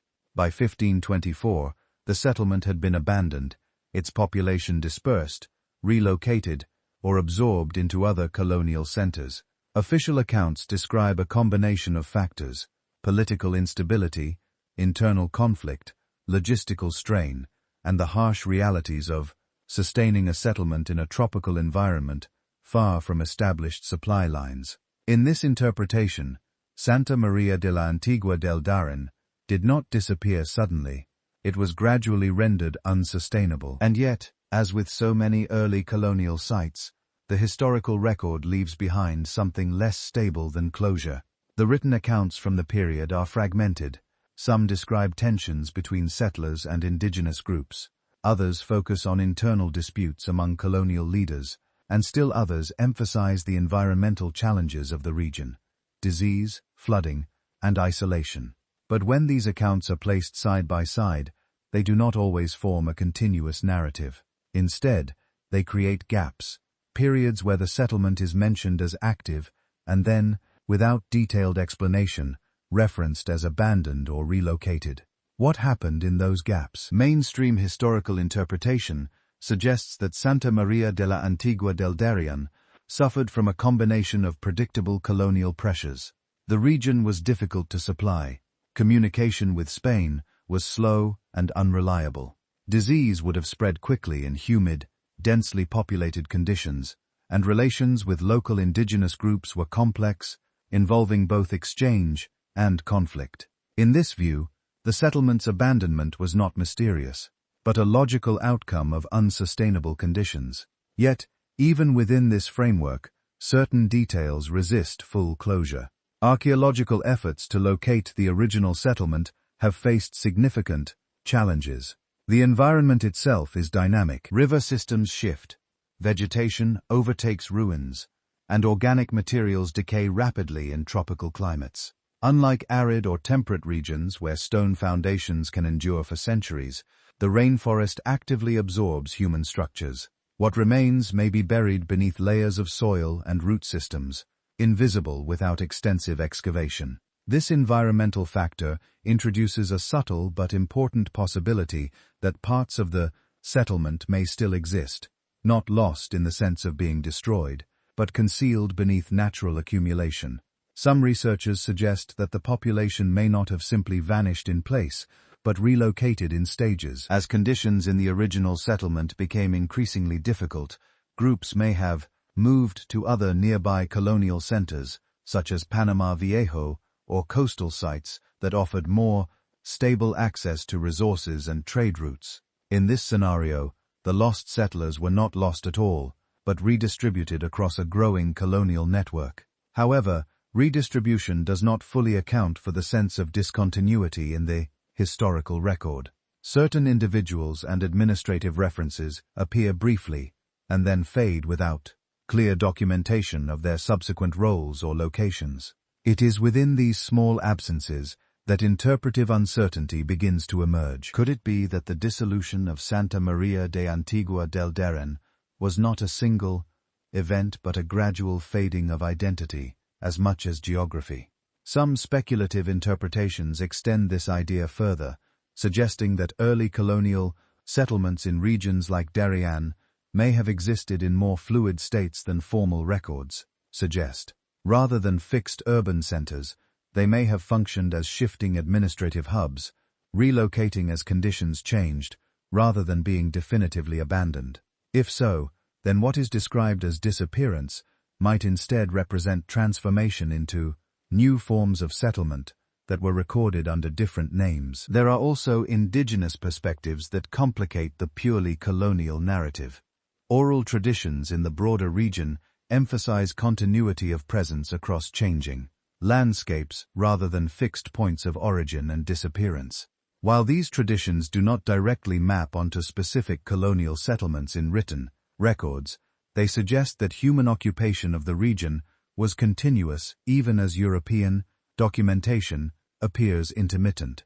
This raises an important interpretive tension, the difference between absence in the archive and absence in reality. The settlers of Santa Maria de Antigua del Darien may have left behind limited physical traces, not because they disappeared entirely, but because the environment does not preserve their material footprint in a durable way. Wooden structures decay quickly in tropical climates. Metal corrodes. Organic materials are consumed by time and growth. In such conditions, archaeology depends heavily on indirect evidence, soil composition, artifact distribution, and spatial patterns that suggest prior habitation. Even when such evidence is found, it rarely produces a complete picture. Instead, it offers fragments, suggestions of habitation, without full reconstruction of social life. And so, the settlement remains partially visible, partially inferred, and partially absent. This partial visibility has led some historians to describe the Darien region as a threshold landscape, a place where European colonial ambitions first encountered environmental and logistical limits that reshaped their trajectory. Santa Maria de la Antigua del Darien, in this reading, is less a vanished city and more a transitional experiment that failed to stabilize long enough to become fully integrated into enduring colonial infrastructure. Yet, even this interpretation does not fully resolve the sense of mystery that surrounds it. Why do some settlements leave behind continuous documentary traces while others fade into discontinuity despite similar conditions? Why do certain names persist in historical memory while others dissolve into administrative references without narrative detail? And what determines whether a settlement becomes a clearly defined historical entity or a briefly mentioned episode? These questions do not lead to definitive answers. Instead, they highlight the uneven nature of historical preservation itself. In rainforest environments like Darien, the passage of time does not merely obscure human activity. It actively transforms the physical record. Rivers shift course, floodplains expand, and vegetation reclaims open space with remarkable speed. A settlement that existed for a generation may leave behind only subtle traces within the geological and ecological layers that followed. Standing in the modern landscape of the region, it is difficult to distinguish between natural density and historical absence. The forest does not preserve outlines of former streets or structures in visible form. Instead, it absorbs them, integrating human presence into ecological continuity, which leads to a final lingering question. When we speak of the lost settlers of Santa Maria de Antigua del Darien, are we referring to people who vanished, or to a settlement whose identity was gradually dissolved into a landscape that does not preserve distinction between human history and natural transformation? And if that boundary has truly blurred beyond recovery, then what other early colonial beginnings might still exist beneath the forest? Not as ruins waiting to be found, but as histories already absorbed into the living surface of the land itself. The question of whether Santa Maria de la Antigua del Darien was truly lost or simply absorbed into a larger, less visible transformation does not end in the rainforest. Instead, it lingers like moisture in the air after a storm, present but difficult to separate from everything around it. And as with so many early colonial sites, the uncertainty does not come from a lack of events, but from the way those events were recorded, transmitted, and eventually dispersed across competing narratives. In the years following the abandonment of Santa Maria de la Antigua del Darien, Spanish colonial activity in the region did not cease.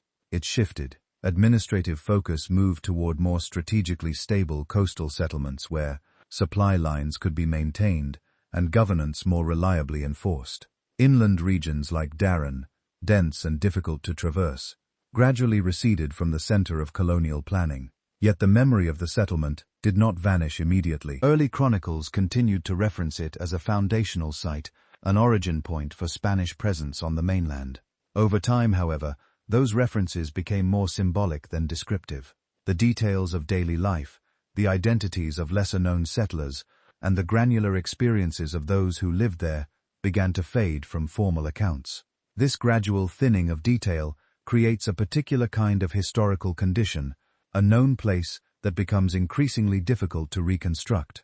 Archaeological investigation in the Darien region has long faced obstacles that are both environmental and methodological. The rainforest does not preserve architecture in the same way as arid landscapes. Instead of exposed ruins, researchers encounter layered ecosystems where human traces are embedded beneath centuries of biological growth. In many cases, what survives is not structure, but pattern, soil anomalies, scattered artifacts, and indirect indicators of prior occupation. These fragments suggest presence, but rarely continuity. They hint at activity, without always confirming identity. Some scholars propose that this is precisely why Santa Maria de Antigua del Darien continues to feel lost in a narrative sense, even though its historical existence is well documented. The settlement is not missing from history. It is fragmented within it. There are also broader structural reasons for this fragmentation. Early 16th century colonial record-keeping was uneven, especially in frontier regions. Communication between in the years following the abandonment of Santa Maria de la Antigua del Darien, Spanish colonial activity in the region did not cease. It shifted. Administrative focus moved toward more strategically stable coastal settlements where supply lines could be maintained and governance more reliably enforced. Inland regions like Darien, dense and difficult to traverse, gradually receded from the center of colonial planning. Yet the memory of the settlement did not vanish immediately. Early chronicles continued to reference it as a foundational site, an origin point for Spanish presence on the mainland. Over time, however, those references became more symbolic than descriptive. The details of daily life, the identities of lesser-known settlers, and the granular experiences of those who lived there began to fade from formal accounts. This gradual thinning of detail creates a particular kind of historical condition, a known place that becomes increasingly difficult to reconstruct. Archaeological investigation in the Darien region has long faced obstacles that are both environmental and methodological. The rainforest does not preserve architecture in the same way as arid landscapes. Instead of exposed ruins, researchers encounter layered ecosystems where human traces are embedded beneath centuries of biological growth. In many cases, what survives is not structure, but pattern. Soil anomalies, scattered artifacts, and indirect indicators of prior occupation. These fragments suggest presence, but rarely continuity. They hint at activity without always confirming identity. Some scholars propose that this is precisely why Santa Maria de Antigua del Darien continues to feel lost in a narrative sense. Even though its historical existence is well documented, the settlement is not missing from history. It is fragmented within it. There are also broader structural reasons for this fragmentation. Early 16th century colonial record-keeping was uneven, especially in frontier regions. Communication between the Americas and Spain required long maritime journeys, and documentation often passed through multiple hands before being archived. In that process, details could be condensed, altered, or omitted entirely. What survives is often a distilled version of events, rather than a full account. Within that system, individuals who were not central to administrative or military decisions could easily become invisible in the historical record. Their presence is implied through collective references, settlers, colonists, residents, rather than preserved through personal narrative. Over time, this creates a subtle but significant effect. A population that existed in reality but becomes indistinct in documentation. It is within this space between collective record and individual absence that interpretations begin to diverge. One perspective holds that the settle. Some speculative interpretations extend this idea, further suggesting that early colonial settlements in regions like Darien may have existed in more fluid spatial relationships than later historical models assume. Rather than fixed urban centers, they may have functioned as shifting nodes within a wider network of movement, relocating as conditions changed, expanding or contracting without clear boundaries. If so, then what appears as disappearance in the record may actually reflect a different form of organization that does not map neatly onto later administrative frameworks. Indigenous perspectives from the broader region emphasize continuity across space, rather than permanence in place. Communities adapt to environmental cycles, seasonal changes, and shifting resource patterns. Within that worldview, movement does not necessarily imply loss. It can represent continuity, expressed through relocation rather than static settlement. When these perspectives are placed alongside colonial records, a complex picture emerges, one where the same landscape is interpreted through different assumptions about permanence, structure, and visibility. Archaeology, in turn, operates between these frameworks. It seeks physical confirmation of presence, but must do so within an environment that actively reshapes its evidence. Every artifact recovered from the Darien region is already filtered through time, climate, and biological transformation. What remains is always partial, always situated within a larger field of absence. And so the lost settlers of Santa Maria de la Antigua del Darien become something more ambiguous than their name suggests. They are not simply missing individuals or erased populations. They are a reminder of how fragile continuity becomes when recordkeeping environment and movement intersect in unstable ways. Standing in the modern Darien landscape, where dense forest stretches across terrain, once occupied by one of the earliest colonial settlements in mainland America, it becomes difficult to separate history from ecology. The boundary between human construction and natural growth has long since dissolved. What remains is a landscape that carries history without displaying it in clear form. Which brings us back to the central uncertainty that follows this story. If Santa Maria del Antigua del Darien has not truly vanished, but has instead been absorbed into a landscape that no longer distinguishes between settlement and environment, then what exactly are we trying to recover when we search for its lost settlers? The people themselves, the place they inhabited, or the historical form that once gave both of them definition? The uncertainty surrounding Santa Maria de la Antigua del Darien lingers in a familiar way, less as a disappearance, and more as a fragmentation of record and meaning across time. It is the sense that something once coherent has been dispersed into fragments too small to fully reconstruct. That same sensation persists as the narrative shifts once again away from the dense humidity of the rainforest and into a quieter, more abstract terrain, one made not of land or settlement, but of symbols, numbers, and the absence of their origin. In the early 19th century, in the rural landscape of Virginia, a small iron box is said to have been left in the care of an innkeeper in Bedford County. Inside it, according to later accounts, were 3 encrypted documents written in a dense sequence of numbers. These documents would eventually become known collectively as the Beale Ciphers. Unlike physical ruins or archaeological sites, the ciphers do not exist in a landscape that can be excavated in the traditional sense. They exist as text, structured, deliberate, and resistant to immediate interpretation.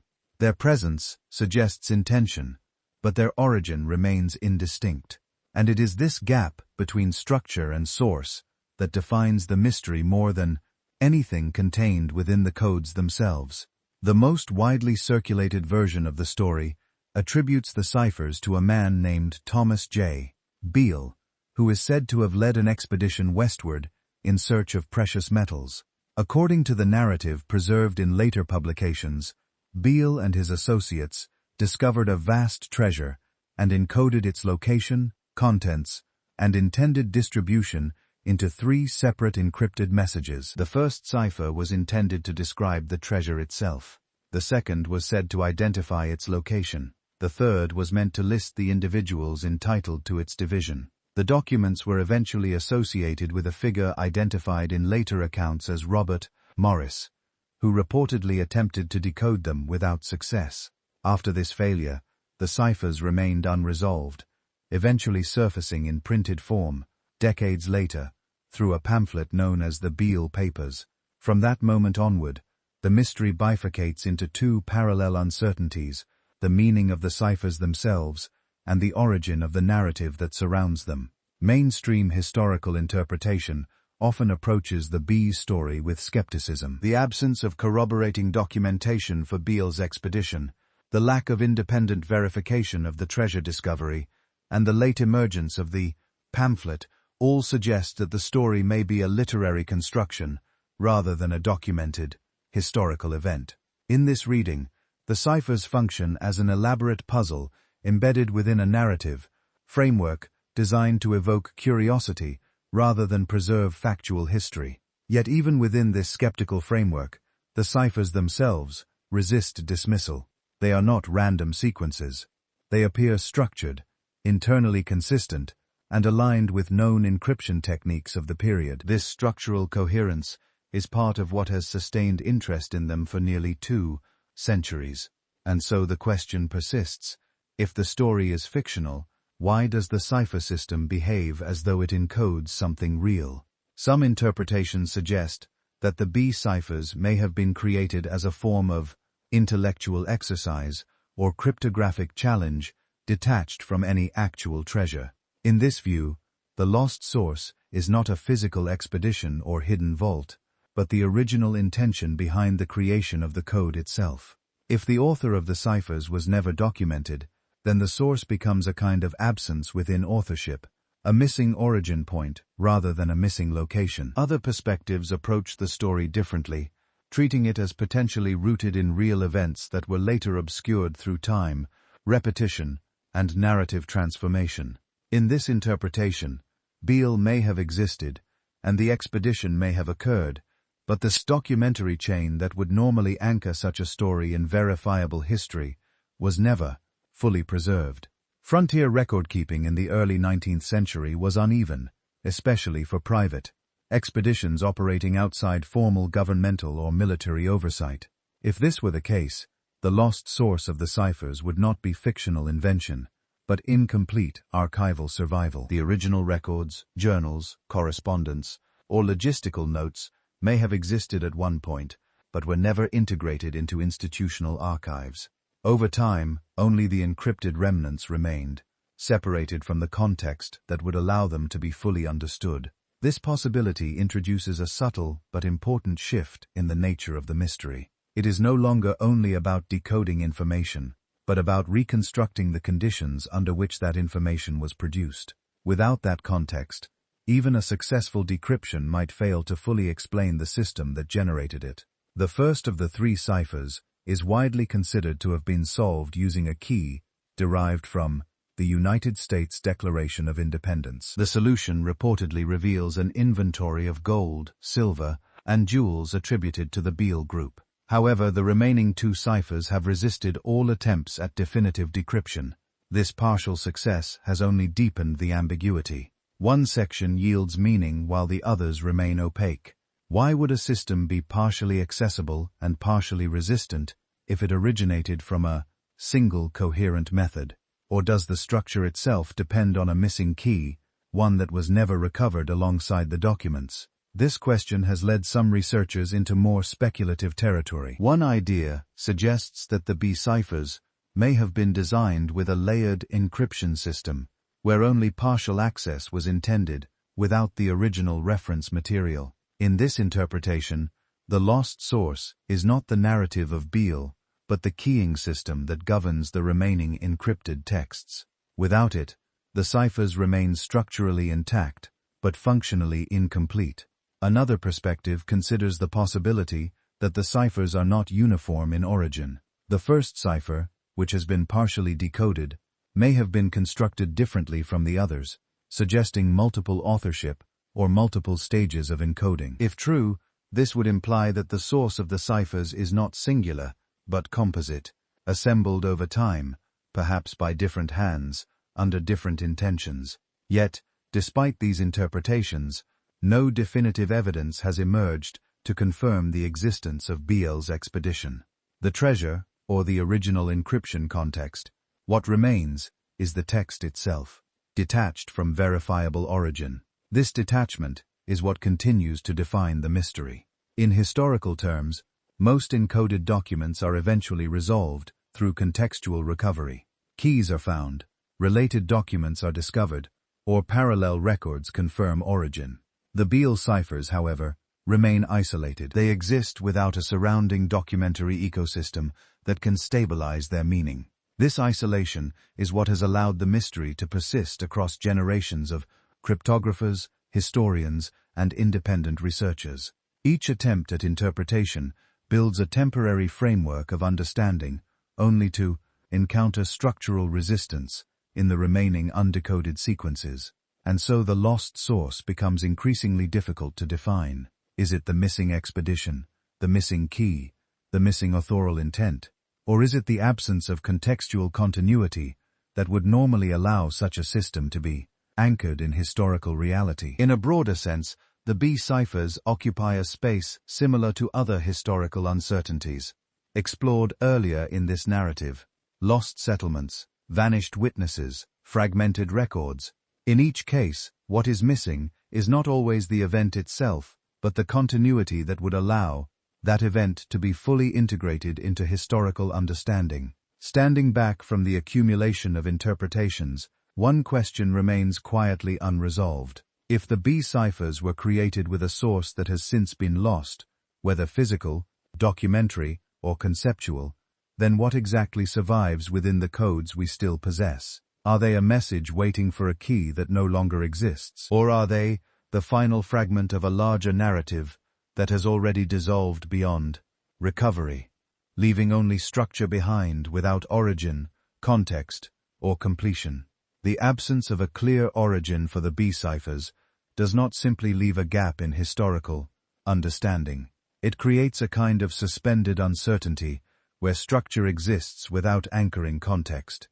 That uncertainty begins to echo outward, much like earlier mysteries where settlements, witnesses, or entire communities seem to fade not through a single moment of loss, but through the gradual disappearance of the systems that once held them together.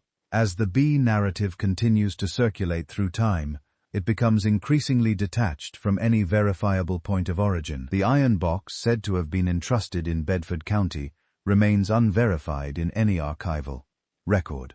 The supposed expedition into the American West leaves no contemporaneous documentation outside of the later pamphlet tradition. And yet the encrypted texts themselves persist, copied, analyzed, and reinterpreted across generations.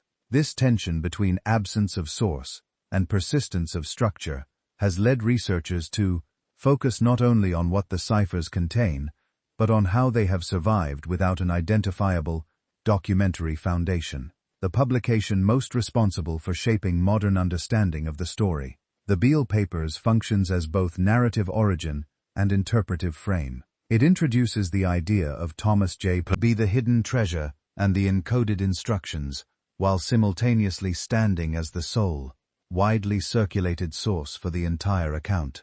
This singularity is unusual in historical terms.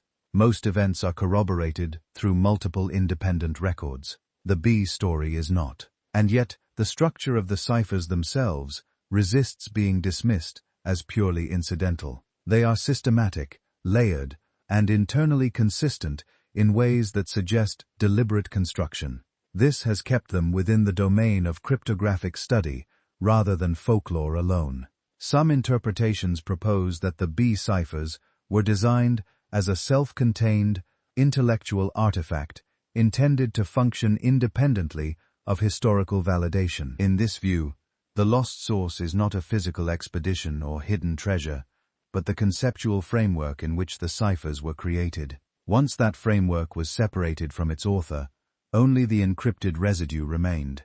Others take a different approach, suggesting that the story may have originated in a real event that was later transformed through retelling, abstraction, and publication.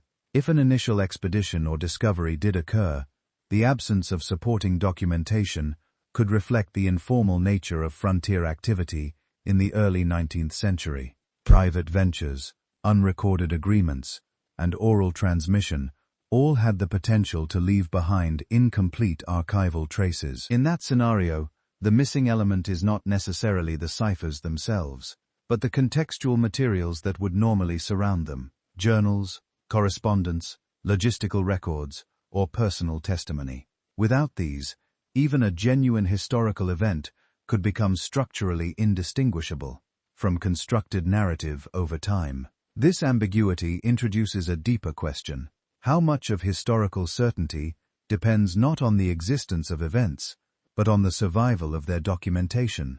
Attempts to decode the remaining B ciphers have continued for decades using increasingly sophisticated computational methods. Frequency analysis, pattern recognition, and linguistic modeling have all been applied. Yet, no universally accepted solution has emerged for the unresolved texts.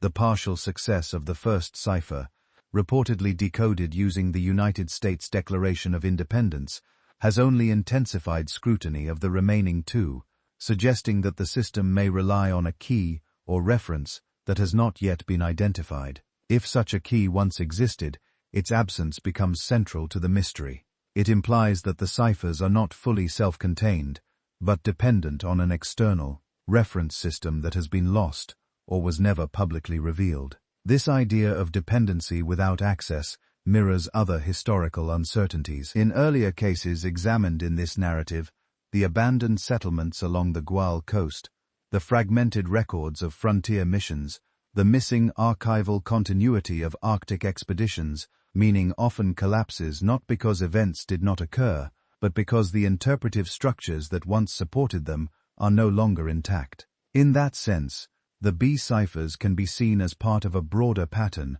historical artifacts that survive without their surrounding context. Some speculative interpretations extend this idea further, suggesting that the ciphers may represent a deliberately constructed system of layered concealment designed to resist interpretation unless viewed through a specific, now lost framework. In this view, the lost source is not merely documentary, but methodological, a way of thinking or encoding that has not survived into modern analytical practice. However, there is no evidence to confirm such a system existed beyond the structure of the ciphers themselves. What remains is inference built upon absence, and absence in this case is unusually stable.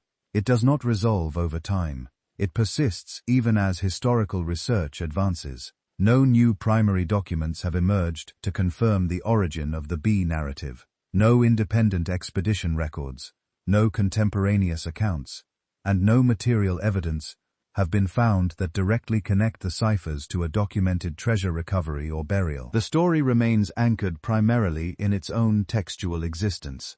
This creates a rare condition in historical study, an artifact that generates extensive analysis while resisting integration into a broader, verified framework.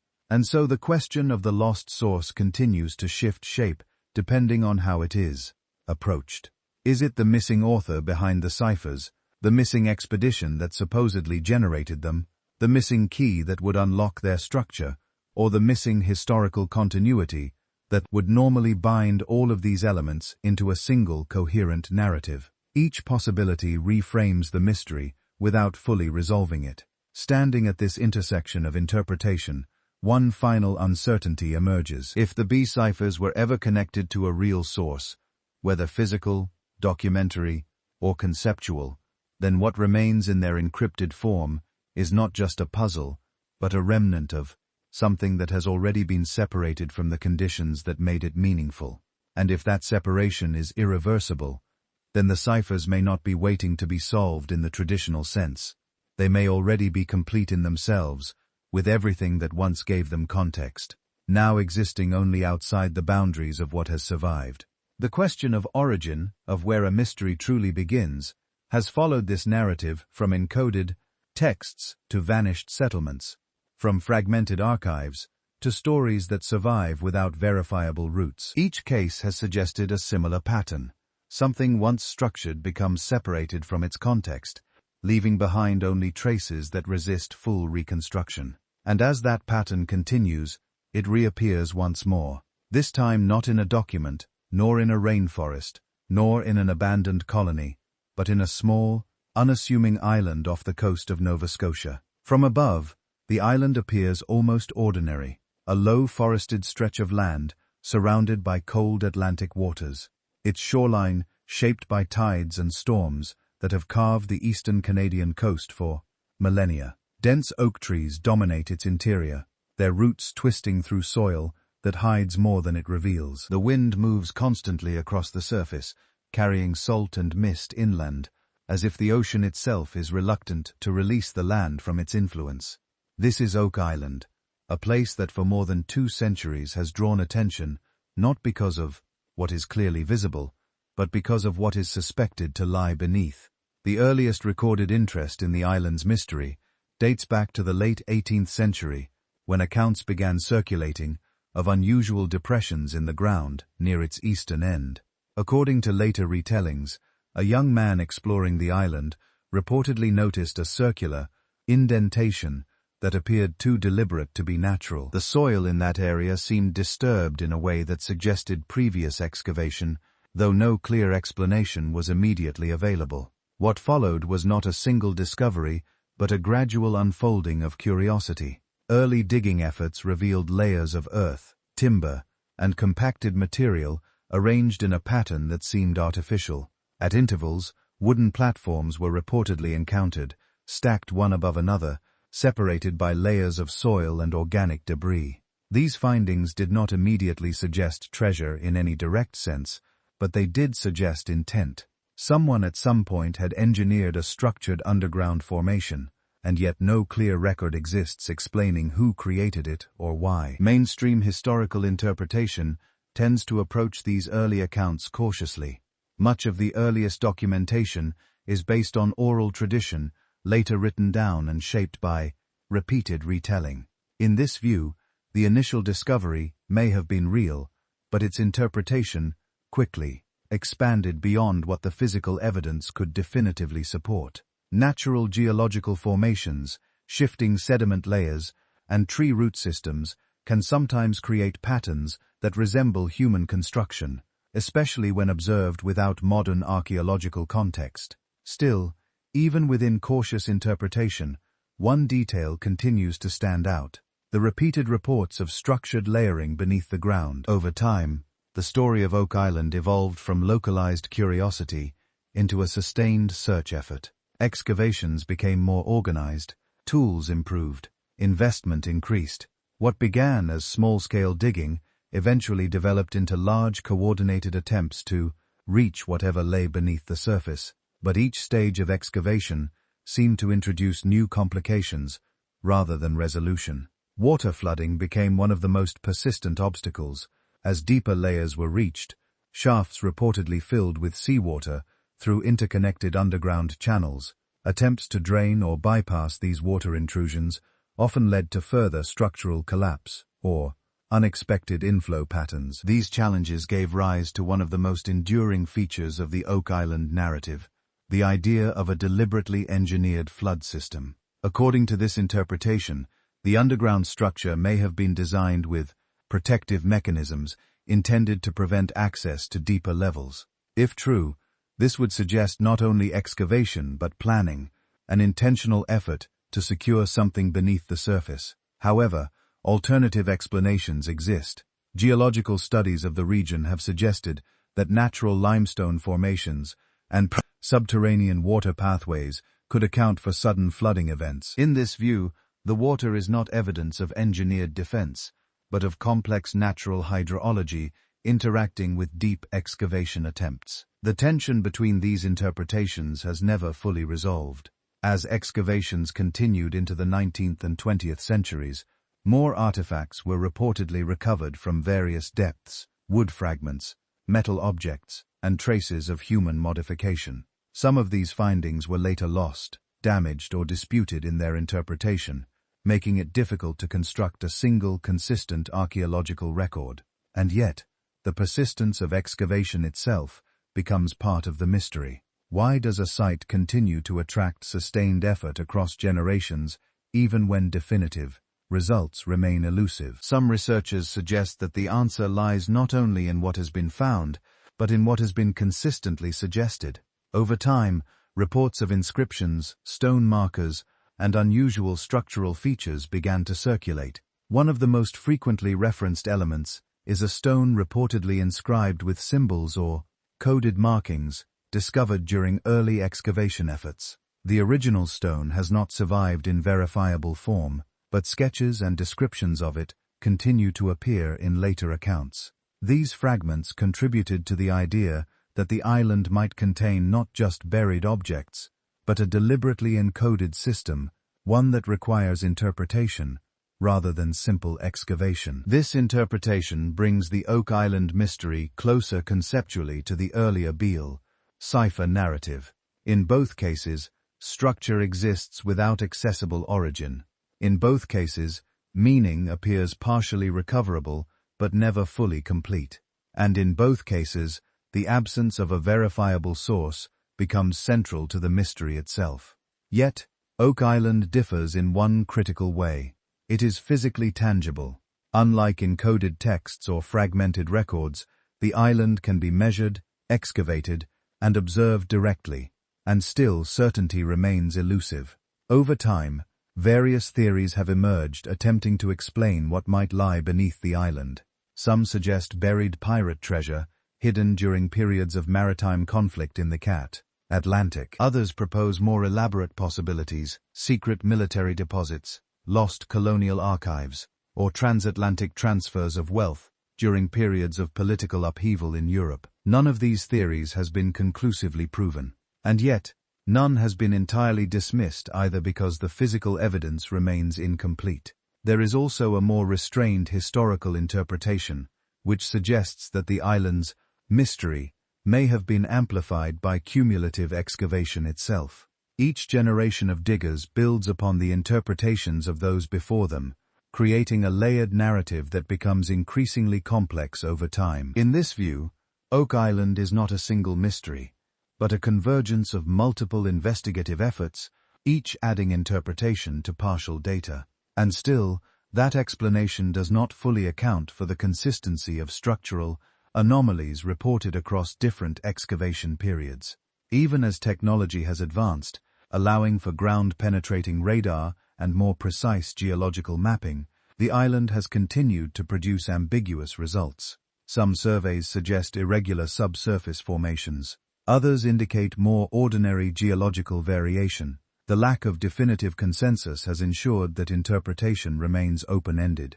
This openness is part of what sustains the mystery. Because Oak Island is not only about what lies beneath the ground, it is about what happens when interpretation persists without resolution. Each generation inherits not just the site itself, but the accumulated expectations of those who came before. And so the island becomes layered not only physically, but conceptually. Earth, timber, water, and speculation all coexist in a system where separation between fact and interpretation becomes increasingly difficult to maintain.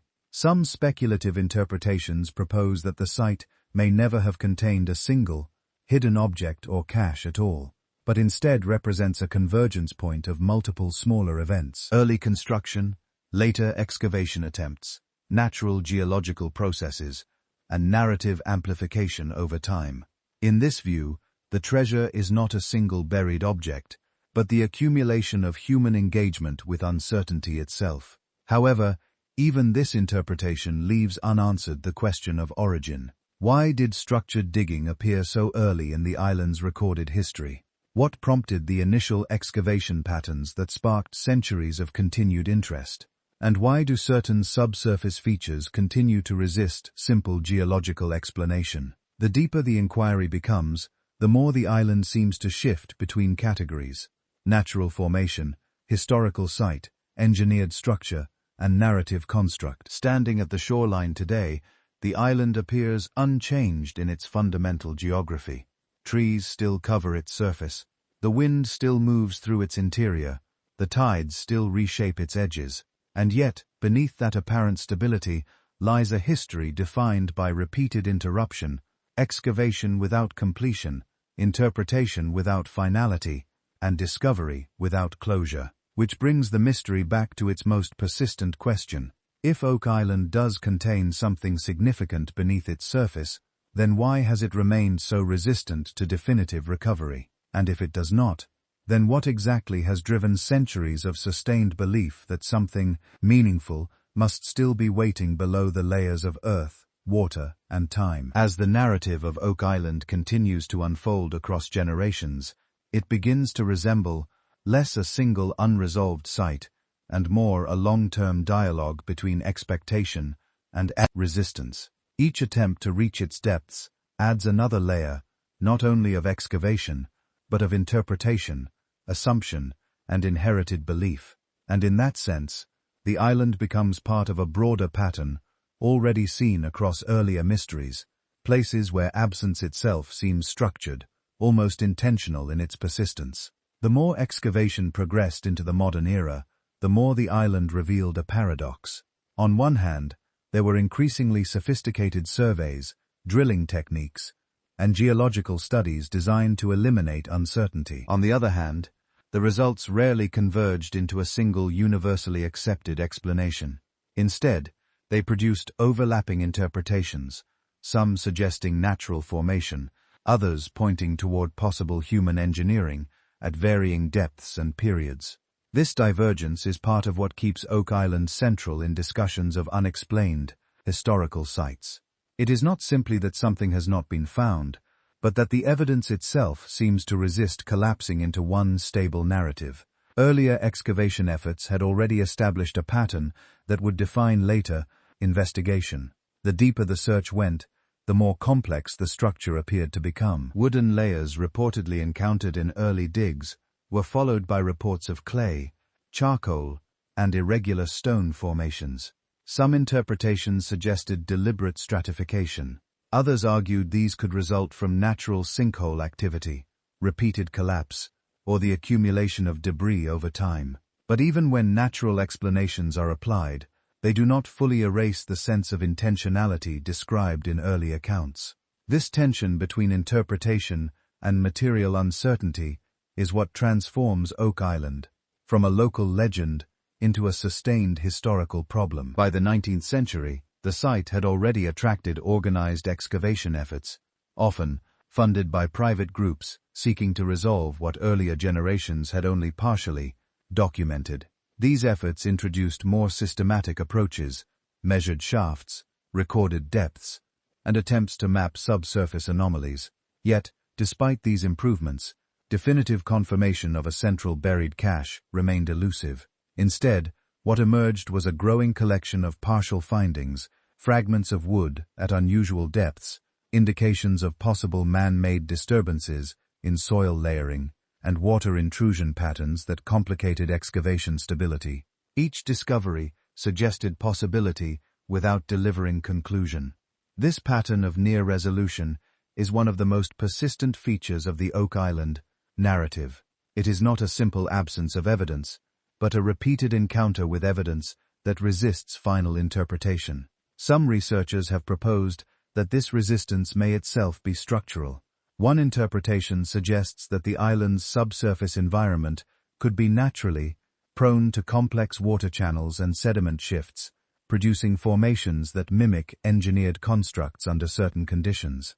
In this view, the perception of deliberate design may arise from the intersection of geology and expectation. Yet, even this explanation does not fully account for the consistency of early descriptions, which predate modern excavation methods and geological theory. Those early accounts describe structured layers in a way that suggests repeated observation rather than isolated misinterpretation.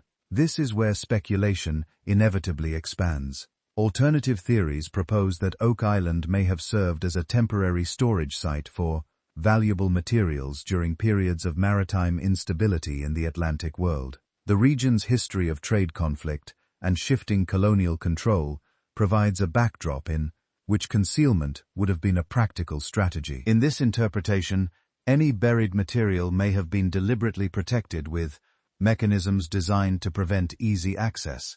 However, no definitive historical record has been found to confirm such an operation at the scale suggested by the legend.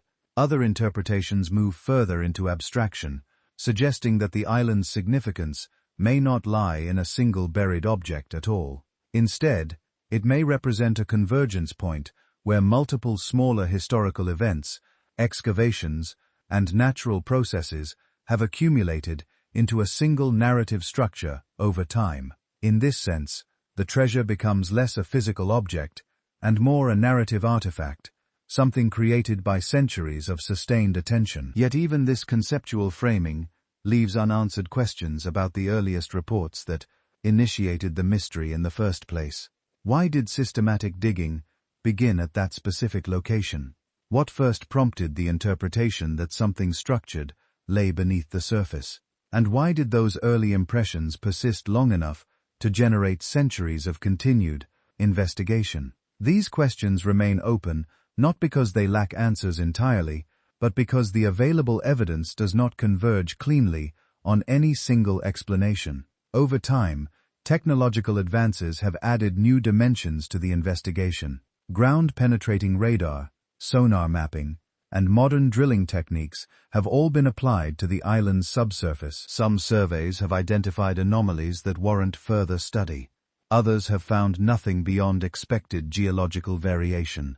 The coexistence of these results reinforces the island's ambiguity rather than resolving it. In many ways, Oak Island now exists in two parallel states: the physical landscape itself and the interpretive landscape built around it. The former is measurable and finite. The latter is cumulative and expanding. And it is within that interpretive layer that the mystery continues to evolve. The longer the search persists, the more the island becomes a record of human persistence in the face of uncertainty. Each generation brings new tools, new theories, and new expectations. Yet the core question remains unchanged. Something is either there, partially there, or was never there in the form originally imagined. All possibilities remain active, none fully eliminated. This unresolved condition is what connects Oak Island back to the broader thread running through these mysteries. The Beale Ciphers without a confirmed origin settlements that dissolve into fragmented records. Encoded systems that resist completion. In each case, structure exists without closure. Standing on the shoreline today, looking inward across the oak-covered terrain, the island offers no visible indication of what lies beneath. The surface appears ordinary, continuous, unbroken, and yet beneath that surface lies a century-spanning accumulation of inquiry, excavation, and interpretation. Which leads once again to the central question that has never fully left the story. If Oak Island contains nothing of significance, then why does it continue to generate patterns of evidence that suggest otherwise?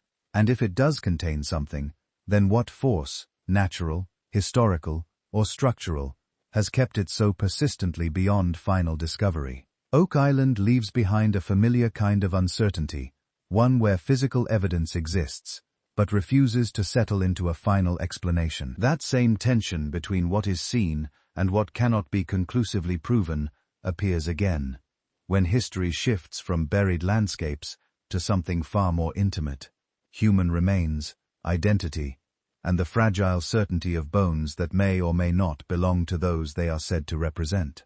In the heart of London, beneath the layered stone and shadow of centuries of political transformation, stands Westminster Abbey.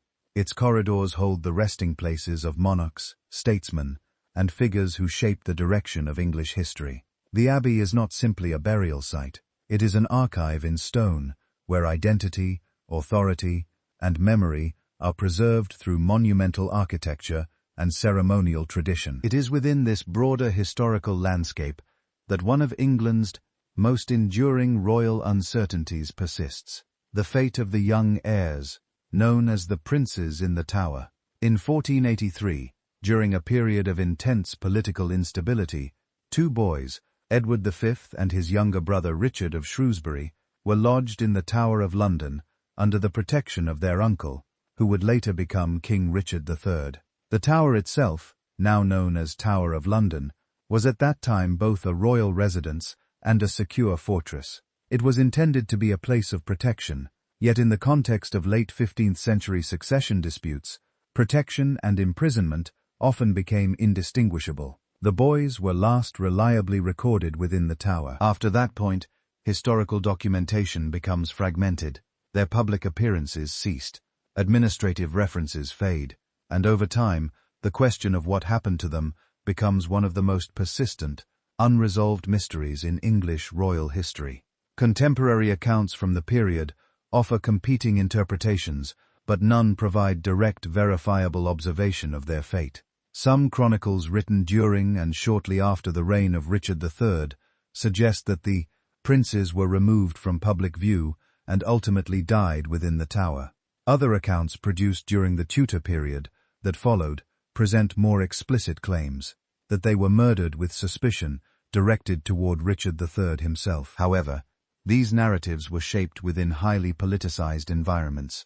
The transition between dynasties meant that historical writing was often influenced by the need to legitimize new authority.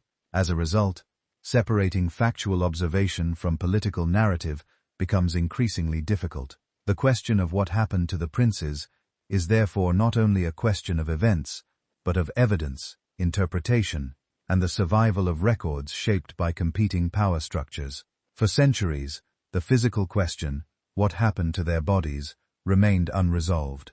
Then, in 1674, during construction work within the Tower of London, workers reportedly discovered a wooden chest beneath a staircase. Inside were the skeletal remains of two children. The discovery immediately attracted attention, and the bones were soon associated with the long-missing princes. The remains were later placed in a marble urn in Westminster Abbey, where they remain today, attributed to Edward V and his brother Richard. But attribution is not the same as certainty. At the time of their discovery, forensic science, as it is understood today, did not exist.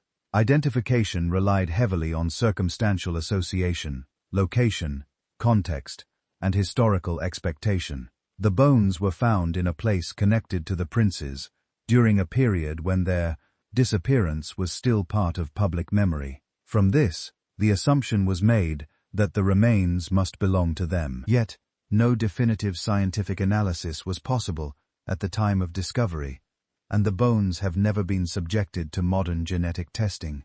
This leaves open a critical gap between historical attribution and biological confirmation. It is within this gap that the mystery continues to exist.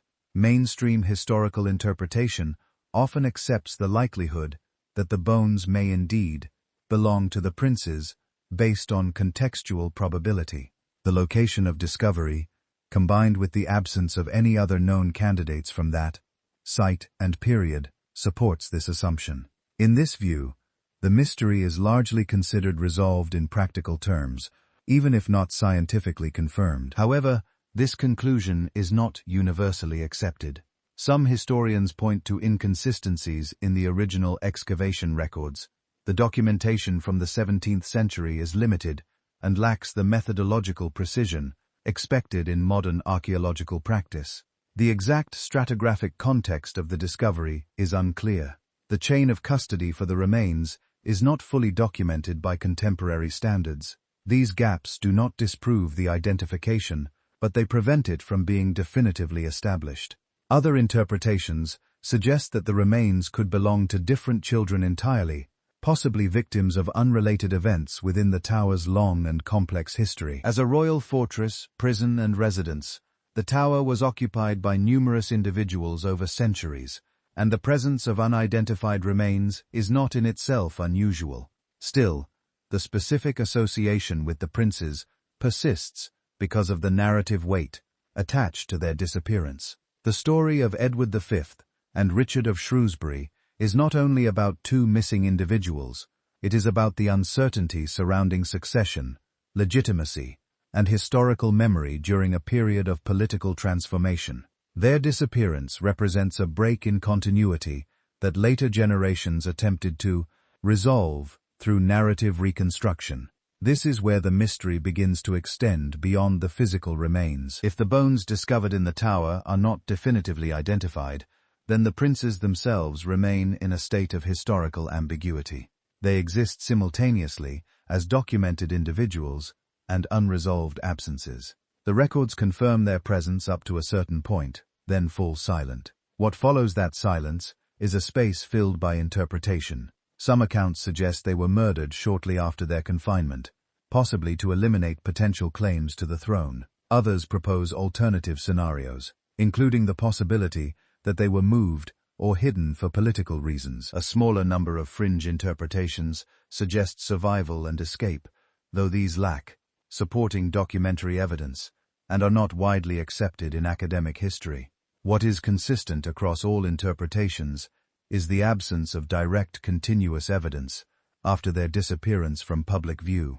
The bones in Westminster Abbey, housed within Westminster Abbey, therefore function less as definitive answers and more as symbolic anchors. They represent an attempt to close a historical gap that has resisted full closure for more than 5 centuries.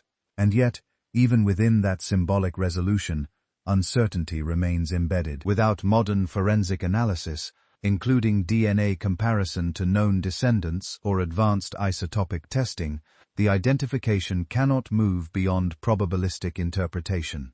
But even such testing, if conducted, might not fully resolve the historical narrative.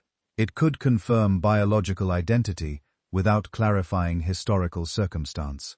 Because the mystery is not only about who the bones belong to, but about what happened in the space between documented presence and recorded absence. That space is where history becomes most fragile. The Tower of London still stands, its stone walls layered with centuries of political transformation. Visitors walk through its corridors, viewing both reconstructed and original structures, moving through spaces that once held prisoners, royalty, and soldiers. Yet the specific moment when the princes disappeared remains inaccessible, not because the location is unknown, but because the transition from presence to absence was never fully documented. In this sense, the mystery persists not at the level of geography, but at the level of narrative continuity. And so, the question remains open, suspended between archaeology, history, and interpretation. If the bones in Westminster Abbey truly belong to Edward V and his brother Richard, then what exactly explains the silence that surrounds their final days in the tower? And if they do not, then where within the layered history of that fortress does their story truly end? The uncertainty surrounding the princes in the tower does not end with the question of the bones. In many ways, that discovery, whether accepted or questioned, marks not a conclusion, but a point where the historical record briefly becomes tangible before dissolving again into interpretation. The silence that follows their disappearance, from the written accounts of the late 15th century, remains just as significant as any later attempt to fill it. In the years following their confinement within the Tower of London, references to Edward V and his younger brother Richard of Shrewsbury gradually fade from official records. The political landscape of England shifts rapidly during this period, as claims to the throne are contested and reshaped through conflict and succession. Within this environment, documentation becomes increasingly selective, shaped by authority and survival rather than neutral preservation. The Tower itself, known today as Tower of London, retains its role as both symbol and structure. It is a place where royal authority was exercised, but also where control over individuals and over narratives was physically enforced. Within its stone walls, presence could be recorded, but absence was far harder to define. The discovery in 1674 of 2 sets of child-sized skeletal remains beneath a staircase added a new layer to this long-standing uncertainty. Those remains, later placed in Westminster Abbey, were interpreted within the cultural and historical framework available at the time. But interpretation is not the same as confirmation, and the distance between those two concepts continues to define the modern debate. Without modern forensic verification, the identification of the bones remains circumstantial. Their location within the tower provides strong associative context, but not definitive proof. This distinction is critical because it preserves the gap between historical narrative and biological certainty, a gap that continues to resist closure. Some historians argue that even if the remains are not conclusively proven to belong to the princes, the broader historical trajectory still points toward their deaths during or shortly after their disappearance from public view. In this reading, the absence of further records is itself evidence of a likely outcome shaped by the political realities of the time. Others remain more cautious, emphasizing the limitations of retrospective interpretation. The late 15th century was a period of intense dynastic instability. Records were often incomplete, and later accounts were frequently shaped by political motivations that complicate attempts at neutral reconstruction. Within this framework, the disappearance of the princes remains a documented fact, but the circumstances surrounding it remain open. What becomes clear is that the mystery does not hinge solely on the physical remains. It also rests on the structure of historical silence itself. Why do certain individuals vanish from records in ways that leave no clear administrative trace? Why do some events produce continuous documentation while others dissolve into fragmented references and retrospective interpretation? And in cases like this, where political transformation is underway, how much of what is missing reflects deliberate omission versus simple archival loss? These questions extend beyond the tower and into the broader mechanisms of historical preservation. In the centuries following their disappearance, the story of the princes became deeply embedded in English historical memory. It was retold in chronicles, adapted in political narratives, and reinterpreted across generations. Each retelling added detail, emphasis, or perspective, gradually shaping a story that is both historically anchored and narratively fluid. This layering of interpretation is part of what keeps the mystery active. The princes are not only historical figures, they are also symbols within a broader discourse about legitimacy, power, and unresolved succession. Some speculative interpretations suggest that the ambiguity surrounding their fate may have been intentionally preserved at certain points in history, either to maintain political stability or to avoid reopening contested claims. While there is no direct evidence for deliberate preservation of ambiguity, the possibility highlights how historical narratives can sometimes stabilize around uncertainty rather than resolution. Other interpretations focus on the physical environment of the tower itself. As a multi-purpose royal fortress, it contained numerous chambers, passageways, and storage spaces. Over centuries, structural modifications may have altered or obscured original layouts. In this context, the location where the remains were discovered in the 17th century could represent only one part of a much larger and partially undocumented spatial history. Yet, Even these architectural considerations do not fully resolve the core uncertainty. The question remains not only where the princes might have been, but what sequence of events led to their disappearance from contemporary observation. At the center of this uncertainty is a fundamental tension between documentation and absence. The historical record confirms their existence up to a certain point, then transitions into silence.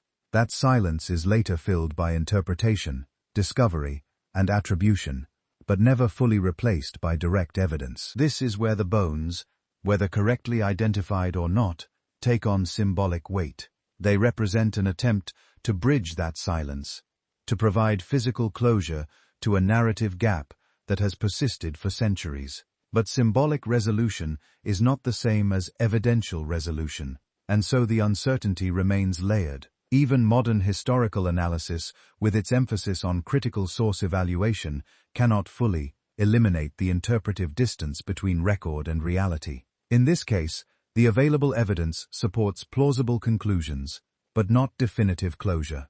The result is a historical condition where probability and uncertainty coexist without full reconciliation. Standing within the present-day corridors of the Tower of London, the physical space remains unchanged in its fundamental structure, even as its meaning has evolved.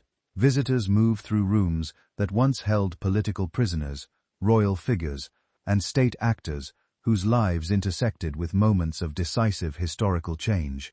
Yet the specific moment when the princes ceased to be recorded remains inaccessible, preserved only in fragmented accounts and later interpretation. This absence of resolution is what sustains the mystery, because the question is no longer only about what happened to Edward V and Richard of Shrewsbury. It is also about how history itself handles moments where documentation stops, where interpretation begins, and where physical evidence, if it exists, cannot fully restore narrative continuity. And so the final uncertainty remains quietly intact. If the remains in Westminster Abbey are truly those of the princes, then the mystery narrows but does not disappear. And if they are not, then the question of their fate returns entirely to the silence of the historical record, where presence once ended, and where absence has never fully explained itself. Before you go, tell me in the comments where you're listening from, and how far back you think human memory can really reach before it stops being history and becomes something far stranger. Thank you for joining me on this journey to the edge of myth, memory, and the historical record. Sleep well, dream of the ancient world, and I'll see you in the next one.